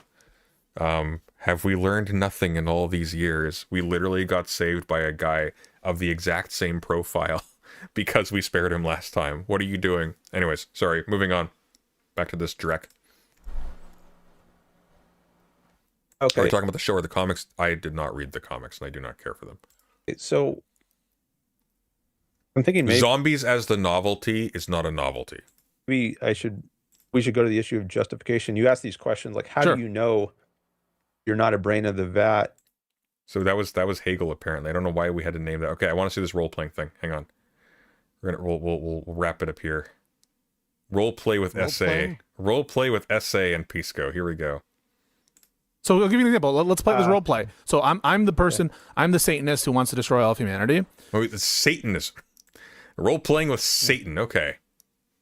And you ask me the question. So you say, go for it. So I'll start. I'll say, I disagree with you, Mr. Objectivist. I think that the only good thing is the destruction of all sentient life on this planet. No one on Earth is this person. What the fuck? Well, what about the person who wanted to, save the African slave trade, provided it saved 1 billion people? Remember that? All right, you got Okay, Mr. Satanist, what do you mean by good when you say something is good? I just mean that it's my preference that it occur. Your preference. Okay, that's all you Careful with your answer, Dan. You're talking to Satan after all. mean by Jesus it. Christ.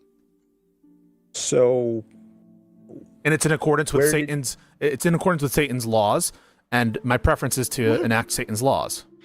I have to give Pisco a lot They of say credit that he's just diving into Satanism like that. Like that's funny shit, man. I mean, it's very accurate, and it's sort of in his wheelhouse, so.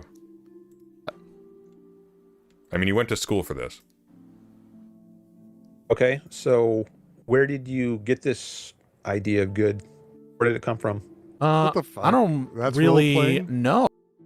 That's like all I can think is the Ricky Gervais sketch about like, well- with Liam Neeson where he's teaching him improv. Yes, exactly. That's all I can think is like, We're closed. we didn't agree to that beforehand, and I refuse to be given notes. It's like, dude, where did you learn about this in our improvisation moment? Jesus Christ, these fucking people. Oh, I think Love that like I was raised in a Satanist background, and I was taught Satanist dogma growing up, and I think it makes sense to me. I didn't really decide my neural pathway and development, so it's hard to give you a descriptive account of how I came to this belief, but it is my belief. All right, so you're not sure how you got this notion of good. Well, maybe we should explore that. Maybe you're mistaken if you don't know where it came from. Oh, I'm not mistaken. I know I have this preference. Okay, well, I'm not denying that you have this preference. I'm asking why you think it's good to do Jesus this. Christ. Are you asking for enact this? a descriptive account of how I came to this belief? The fuck? I don't know that I'm asking that. I mean, you've already told me something about that. You said you. How do you Yeah, turn I came from a role-playing into dysfunctional- pedantry? How do you turn role playing into pedantry? This is amazing. Fuck. These people are terrible. Family. I'm kind of like an antisocial person, and I think the dogma looked cool, and I actually believe it. And I don't know, it convinced me. I don't really have like a subjective awareness of what I find to be convincing, but it convinced me. Okay, you thought it was cool. And so now I want to see what it doesn't sound is. like. Yeah, so it sounds like maybe you don't have a really solid foundation. If it's just based on, Well, I don't know what you mean by cool. solid, sir. Here's the thing, and I will say this. Fuck me. This is insane. I'm going to be honest. I don't think Dan is actually stupid. I think he's something else. I gotta tell you. I don't think he's actually stupid. I have a particular reason for this. I have. You remember years and years ago, I used to host debates. Not really. Okay, well, years and years ago, I used to host debates. Okay, it was called the Sunday Showdown. I had like. I have no idea what this had like is. 15. When the fuck was this? This is before you were on we were interacting. God. But it was called the Sunday Showdown. I used to host and moderate debates between people, and Dan Norton was on one, but he had stipulations. Okay, he could not handle people being insulting towards Ayn Rand if he was debating them. So what I'm seeing here is like, obviously he has no idea what he's talking about. Obviously his only point of reference for any of this is something Ayn Rand wrote, and obviously that's garbage. But underneath this, Pisco is someone who is capable and is seasoned at talking to people who disagree with him and who are not nice. He can be confident under pressure. Dan is someone who has avoided all conflict while taking the fringest, dumbest philosophical position possible that offends a ton of people, and so he has zero conversational experience at all. Like he has none. When he's like, he can't think on his feet because he's something is said to him that he hasn't heard before. He doesn't know what it, like, it confuses him, the cogs turning in response to another mind saying a thing that he didn't anticipate because he didn't read it and agree with it in advance. Like, he actually can't do that. And it's not because he's stupid, it's because he's a fucking coward. It's because he's a self-coddling coward. Ooh. Is he a coward? You know, I'm not gonna necessarily disagree with that because I think they both surface the same, so that could be fair. There you go. It's are you telling me that it's not actually my preference? No. So what do you mean by solid? This is like when Brooks defended Infrared. Infrared is not stupid. Infrared is a very selfish, corrupt person. There's a difference. Yeah, no, absolutely. Haas is not stupid. Haas is not stupid. Yeah, Haas is no, actually no very shot. quick. Haas is actually pretty quick on his feet.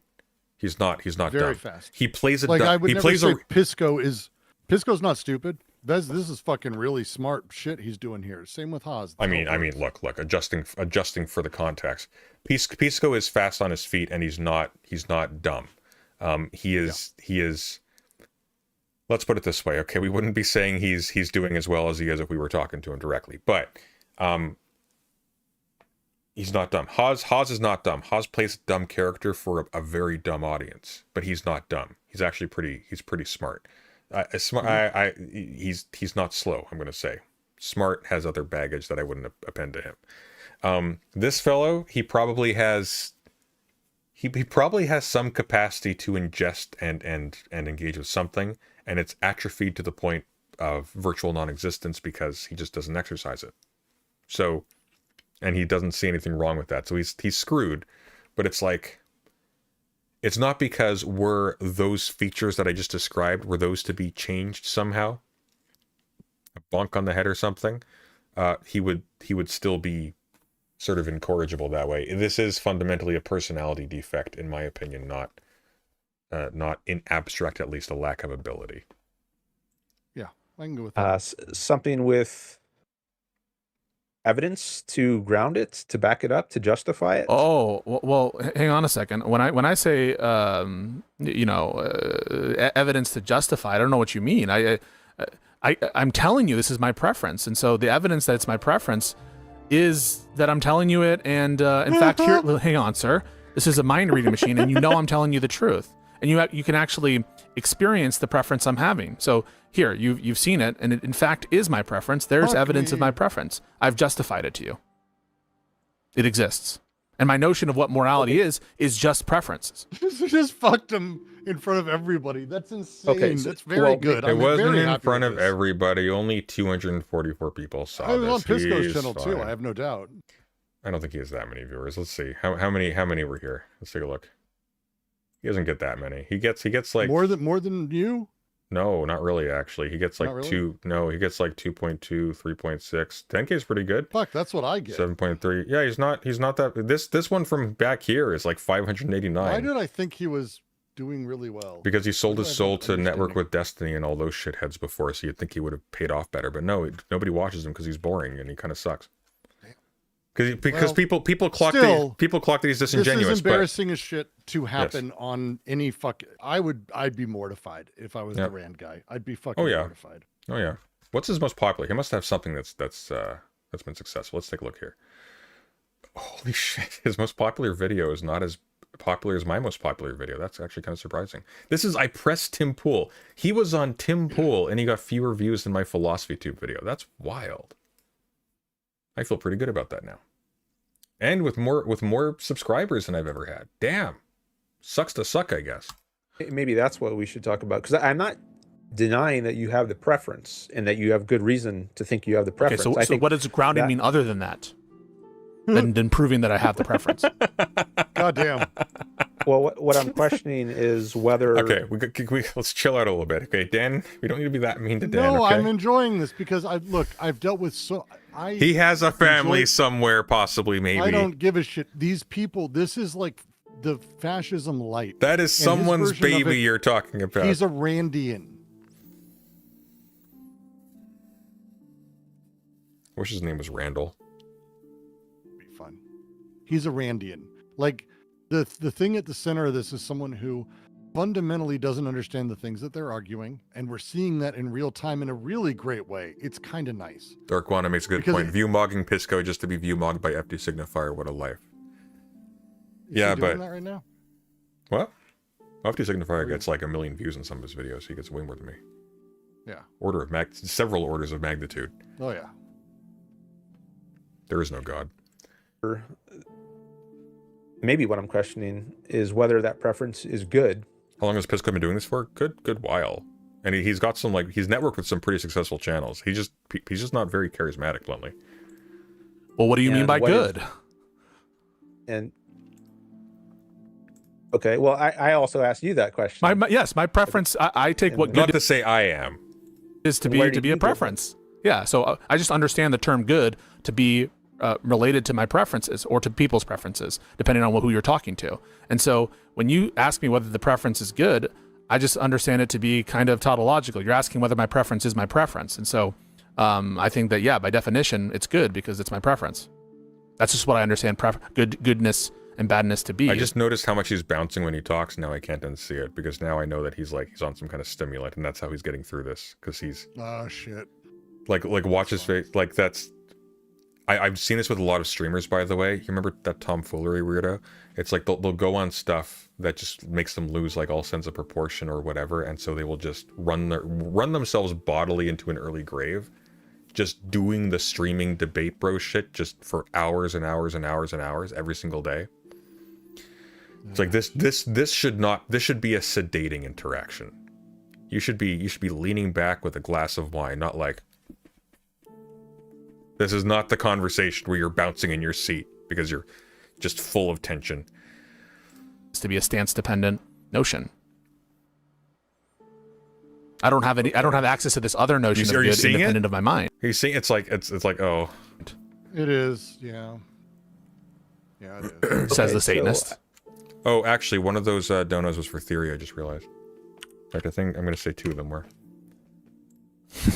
Yeah, so I'm not sure I want to... I don't think I want to question whether you have the preference or whether you think it's good. Yeah. I think I want to focus more on where you got the idea of good, and maybe where you got the idea that just having a preference suffices to make something good. Well, I just went to philosophy school, and I learned about these different concepts of good. And I didn't really understand a concept of good other than a preference. And so, given that I didn't understand other like usages of the term that were stance independent, I couldn't like come to the decision or belief that I just need to do a lot of coke. I'd be awesome in debates. I think they're Like Coca-Cola. they're not. Coca-Cola. That's not. They're not having Coca-Cola. They're taking Vyvanse. They're all taking their caffeine pills and whatnot. It's not like that. That's too bougie for them. Too bougie. I love it. there's some other notion of good. And so given that fact, like that's where I come to the definition of good, is because I don't understand some other notion of good that isn't relational to preferences.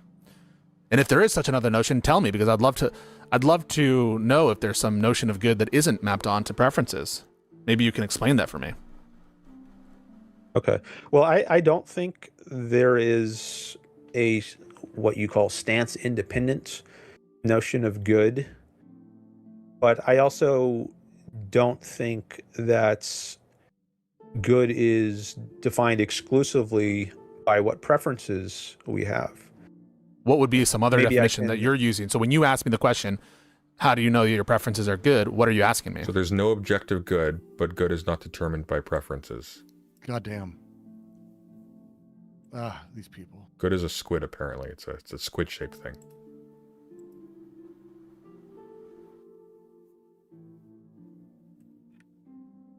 Dan, you're on. I want to know what gave rise to your notion of. Dan, he asked you a question.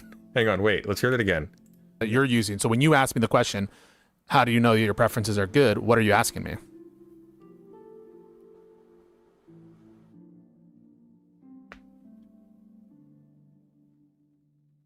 I want to know what gave rise to your notion of good. And you said philosophy class. Yeah, I'll give you some a descriptive account of going to class and stuff, and that's what gave rise to it from like a descriptive sense. Okay.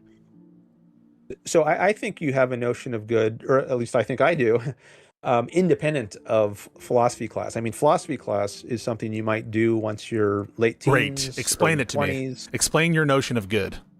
I can assess my preferences, relative to this notion of good that you're going to provide for me that isn't what I learned in school.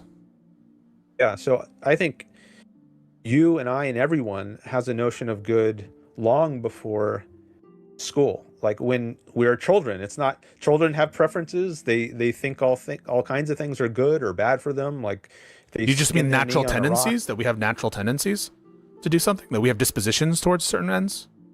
The squid is good. Good is squid. Indeed. Well, that might be part of it, but let me just I had some really fucking good calamari the other day, by the way.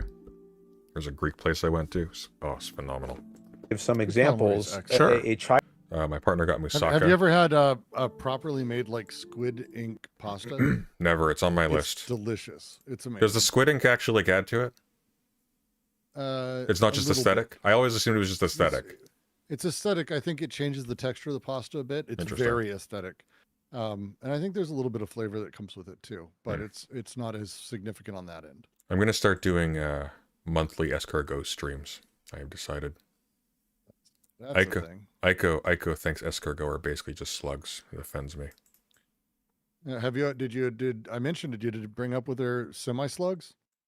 Which is kind of proof they're not slugs, because semi-slugs are like the closest. They're actually semi-slugs. Slug literally is just a description of the shape. They are not slugs. They are definitionally not slugs. What?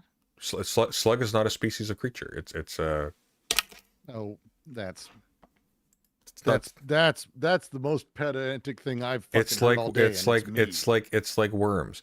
Well, no, because when people are grossed out by creatures of like the worm variety or the slug variety, for example, they're treating like these things that are a description of a form that have, been arrived at evolutionarily multiple times from different places, as if they have some sort of like corrupting underlying common substance between them. But like, people will not, for example, recognize that like, starfish are sometimes considered worms. Sea cucumbers are sometimes considered worms, and so on and so forth. But it's like they're not related to Annelidae, obviously. They're not earthworms. They have a common ancestor, as of course we have a common ancestor with them. Not to the same degree, but you know what I mean. Like pill bugs, they're crustaceans. That was a weird one for me. I didn't like that. Really? Yeah, they're crustaceans. No, I know they're crustaceans. That was a weird one, is what I'm referring to. They're called pill bugs. They look like bugs. They grow. They're on land. They have like. It's weird. Huh? Not right. Okie dokie.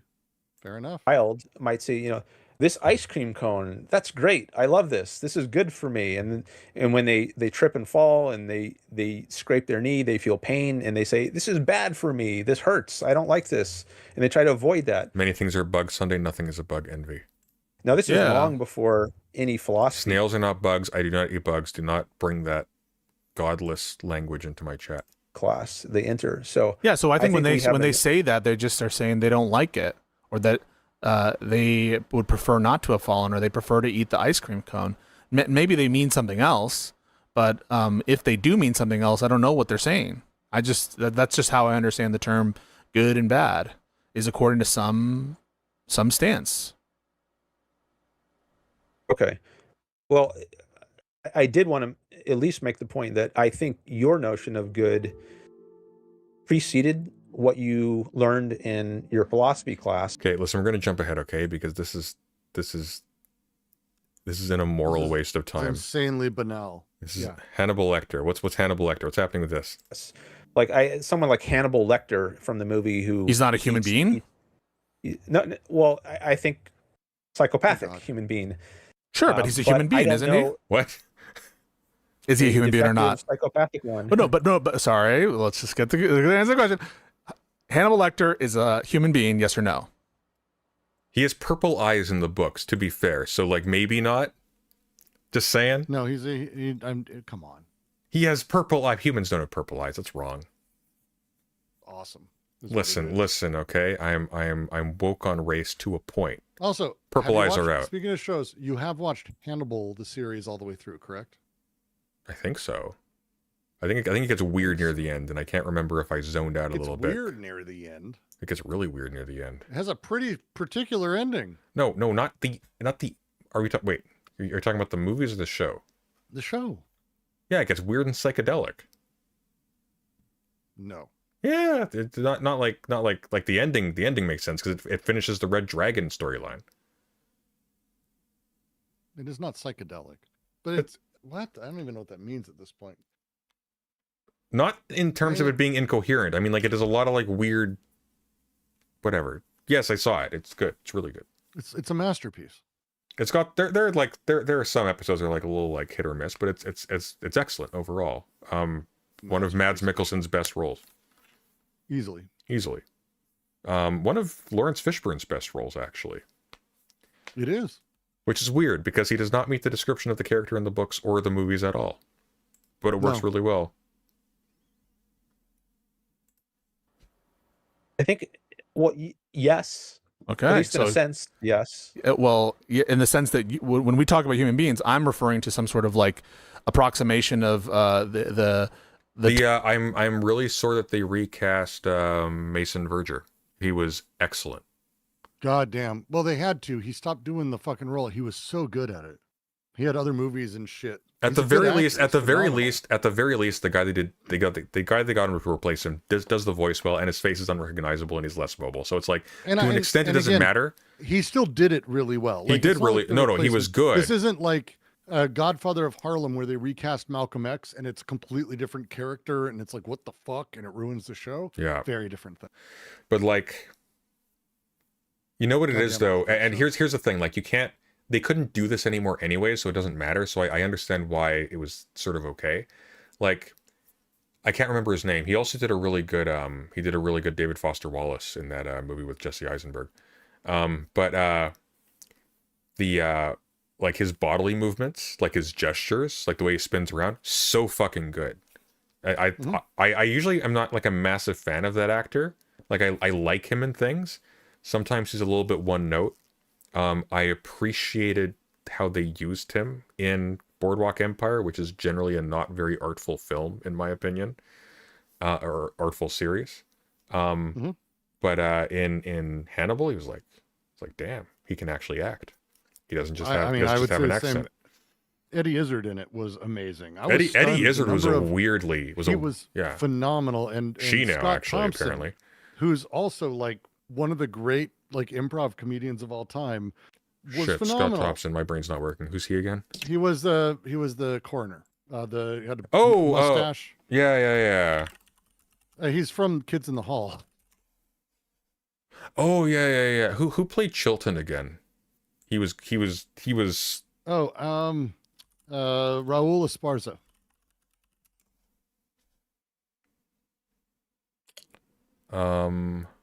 His name's Raul is interesting. Yeah, that's true. Why would I know? It's only my favorite fucking show, probably.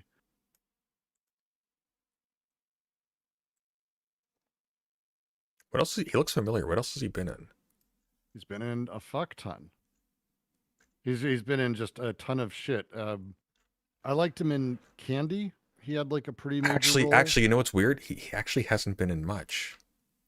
What are you talking about? He was like in every episode of like Law and Order SVU. No. He Like he was in he was in like a shows. decade. No, he was in shows, but like we're talking about an actor who's like he's in what, his 50s now.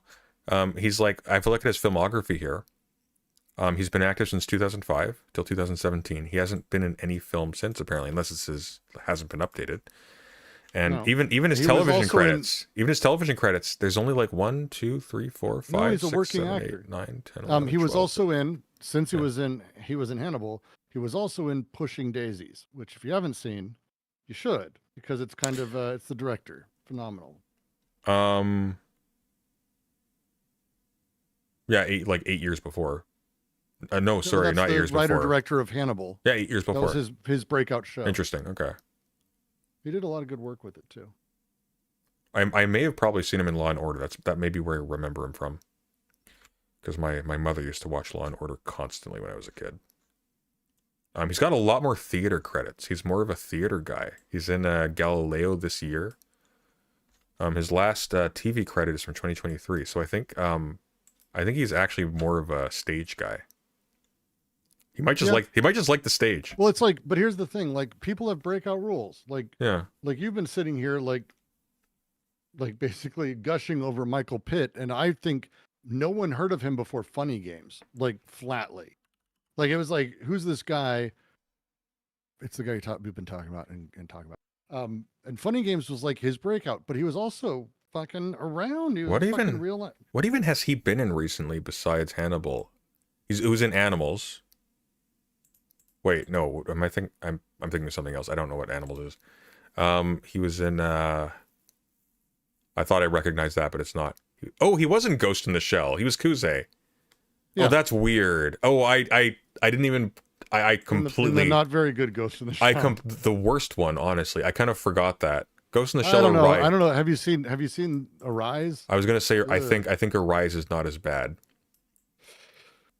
To me, Ghost in the Shell has one movie and 2 television series. That's it. Ghost in the Shell. Hang on. Wait. No, wait. Hang on. Oh no, sorry. I'm thinking of something else. So there's sort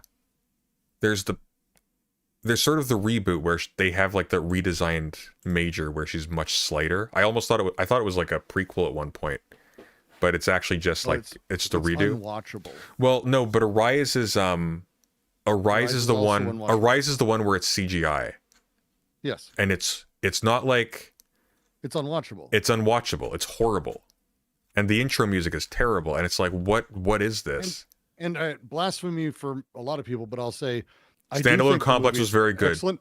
Standalone Complex 1 and 2 are generally perfect. Okay, I was going to fight you on that, so I'm glad you said that. No, it's generally perfect. They're phenomenal. They're interesting. There's lulls, but lulls that are like about character development. I think between that, phenomenal. I think between that and the original film, it's kind of the best that franchise has ever been. I think the original film is still the peak, just in terms of just like its aesthetic the original cohesion. film conceptually is, but I actually think the shows do what it's trying to do better. Mm. Well, I think Standalone Complex is more of it's a better sci-fi. I think as a complete package, I think the original film is like, but I would consider the original film. It's not even like an accurate representation of the comic. It's They did a really good job of turning it into one cohesive thing, like the lighthouse or something. I think with is it Arise or was it something else? There was another prequel one where it wasn't CGI and it was actually not terrible. Well, it wasn't like great, but it wasn't terrible. Oh, it's in the shell. See, I was not a fan of the movie. I wasn't offended by it, but it was, you know, I was mostly like, Mhm. the only thing I ended up kind of enjoying was that they tried to do some of my favorite scenes in Yes. like the real world, and it was kind of cool to see how they pulled some of it off from like almost as a creative experience thing, if that makes sense. I respected like I the find it interesting when they try to do that, like the Cowboy Bebop movie yeah. or show, whatever. Like it's, hey, look, it's going to be trash. I get it. How do you do these things in a style as a thing that like works? Prudishly, where you make absolutely certain that people know that she's in a tan Zentai suit. But I think I get that. I'm going to be honest with you. Not because it was badly executed, but just because it was too faithful to the original, like, color palette, I guess. You remember when Metroid Prime or Metroid Fusion came out, they had that they had that CGI, like, trailer that was everywhere? Yeah. Yeah, it gave me those vibes. Like, it wasn't bad, but even though it was, like, completely, like, done on computer, and it wasn't, like, people in, like, clunky, like, costumes or whatever, it still had the feeling of, like, this is cosplay, or this is like a representation of this scene for a commercial for a product of some kind. Like, not that that's what was going on, but like, again, like the flooded like courtyard scene where she's invisible. It's just like, I've seen this too many times. I know what you're doing, and I see the seams. Specifically, like, you know, you could have just, like, you know, covered certain things without putting her into a Zentai suit. That was kind of weird. I don't know why they did that. She's supposed to be an android. That's why the nudity doesn't matter in the show. But anyways, well, I mean, and the big question is the Major even a woman? Is, I think, one of the underlying things that I think they that's deal the with one. really interestingly. Okay, that's the one part I in found. Like standalone in standalone complex, Yes. they play with the sexuality of the characters in really interesting ways. Yes, like, namely, it is completely untethered, obviously, because they're literally brains in vats. Yep. With one of the things that I found funny, a lot of people were complaining about Scarlett Johansson not being Asian, like the character, but the problem is that the character in the show is canonically favors an American body, whatever that means. But moreover, they tried to, like, tie it in, and they had a little Avalon. Have you ever seen Avalon, by the way? I don't know what that is. So maybe? Avalon is a weird, super low budget live action side project that the creator of the first Ghost in the Shell movie did, and it's actually it's got some decent bits. It's worth a single watch. Okay. It is very, very clunky. It has serious problems cinematographically. It has what I would call, like, just overt mistakes, just like artistic mistakes. But it's worth a single watch. It's even just for how bad it is in certain respects, but it's entertaining. They made a mention to it in the Ghost in the Shell movie. They had, like, Avalon Apartments or something like that, where she finds, like, her mother, and she realizes that she's actually been a Japanese woman this whole time. I found that funny because it's like, okay, you could have just said that, you know. The whole point of the Yeah. show is that we don't know. Like, that's the thing that makes Yeah. the Major the interesting thing, is like there's a quick exchange between her and Bato, where Bato's like, why don't Yeah. you trade your body in for something that's really bulky? And she literally says that it's not because she's a woman that she has this, it's efficiency, and she prefers the form. Mhm. And it's said in a way that's like, wait, huh? And it's Yeah. like one of those really great sort of early introductions into like transhumanism and like cybernetic theory that I've always really enjoyed, that they handled nicely. Mm-hmm. It was good. Also, Canada's work for SAC is, yeah, the soundtrack is phenomenal for Standalone Complex. It's weird that nobody talks about it anymore. It was one of the best anime soundtracks, full stop. Yeah, virtually, the opening songs of the fucking Standalone Complex still get to me. Have you heard the Zen VTech or not VTech? They did a really like chill remix of it that's phenomenal. They redid the vocals. It's really good. No clue. Okay. They did it's Inner Universe. They did a version of it that's like it's just exceptionally amazing, but it's quieter and calmer. It doesn't have the same like like synth sort of energy that the original one did, but really good. Is it Origa? It might be Origa. Oh no, Origa did the original one, right? I can't remember. Anyways, yeah, it was fine. It reminded me of the live action Ghost in the Shell. It reminded me a little bit of another one that was just fine. Battle Angel Alita, that movie. It was fine. I don't want to talk about it. It was. I'm still. No. So there I am working for James Cameron. One of the reasons I'm working for him is because he has bought the rights and owns the rights to Gundam, which is one of my favorite manga of all time. Gundam. Oh, Gundam. I think you said you don't Gundam. know Battle Angel. It's Gundam. Gundam is the actual name. Gundam. Okay. Sorry, it's like I have a lot. And they're of never gonna make the sequel. You know that, right? Well, I hope they don't, because literally the first movie is utter trash in every single way. The fucking script is just the fucking OVA repurposed, which is insanely frustrating. Yeah, that's true. So just imagine how like I felt like sitting there like, oh my God, there I am. Robert Rodriguez is coming into work today. Holy fuck, they're going to finally talk about Gundam. Yeah. And then there they are and they script and you read it and you're like, wait, why does this feel super fucking familiar? Oh, yeah. Because it's the thing you've seen. Because the world already saw it. It was fucking OVA. Well, I was gonna say like one of the things it reminds me of. I wasn't that. I thought its existence was pointless. I thought it was serviceable for what it was. I just wish it wasn't what it was.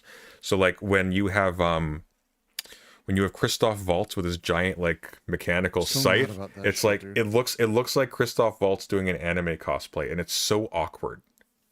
Because it's like that doesn't work in a live action. You don't do that. You need to translate it. You need to do something that makes sense or justifies the weirdness. You can't just have Christoph Waltz just running around saying, I am part of a super cool mercenary organization. I've got a giant scythe. I sneak around at night. And it's like I know you're an actor. You look like an actor. Stop it. You look like an actor on a CGI scene at Disneyland. Please stop. Yep. Like, I would rather not see this. I would rather it be like, it's ugh. Ugh. This is boring. I want to go to bed. I'm boring you. I'm sorry. No, not you. This thing is boring. The frickin' Ayn Rand debate is boring. Of course it is. It's a fucking debate about the dumbest fucking philosopher who's ever lived. Yeah, but I thought it was going to be nuts. Instead, it's just like Pisco asks him. Fun. Pisco asks him an obvious question, and he goes like, "Huh." And it's like, sir. And he's like sits there and he realizes he has no answer. And so he asks probing questions that are embarrassing to watch a grown man ask of someone else when he's already laid out the rules for the thing. I find it entertaining as shit myself. Yeah, for the first hour, but this thing goes on for... I can get entertained by this stuff for a very long time. You gonna go live tonight? No, okay. I'm going to bed. I've been playing Deadlock for the last hour, so. Oh, well, that's why. Okay. Anywho. That's why what? I've been engaged fully. Yeah? Well, so we thought. Yeah. Is Ico live?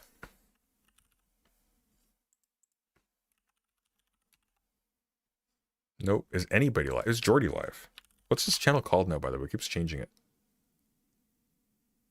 It's still the same channel, but it is now Jordy Liebeck. But I can't find Kid Not Kin anymore, so. No, I would agree with that. Ray Jordy, he's live. I can't find him anywhere. Hang on. How do you spell Liebeck? Lybeck.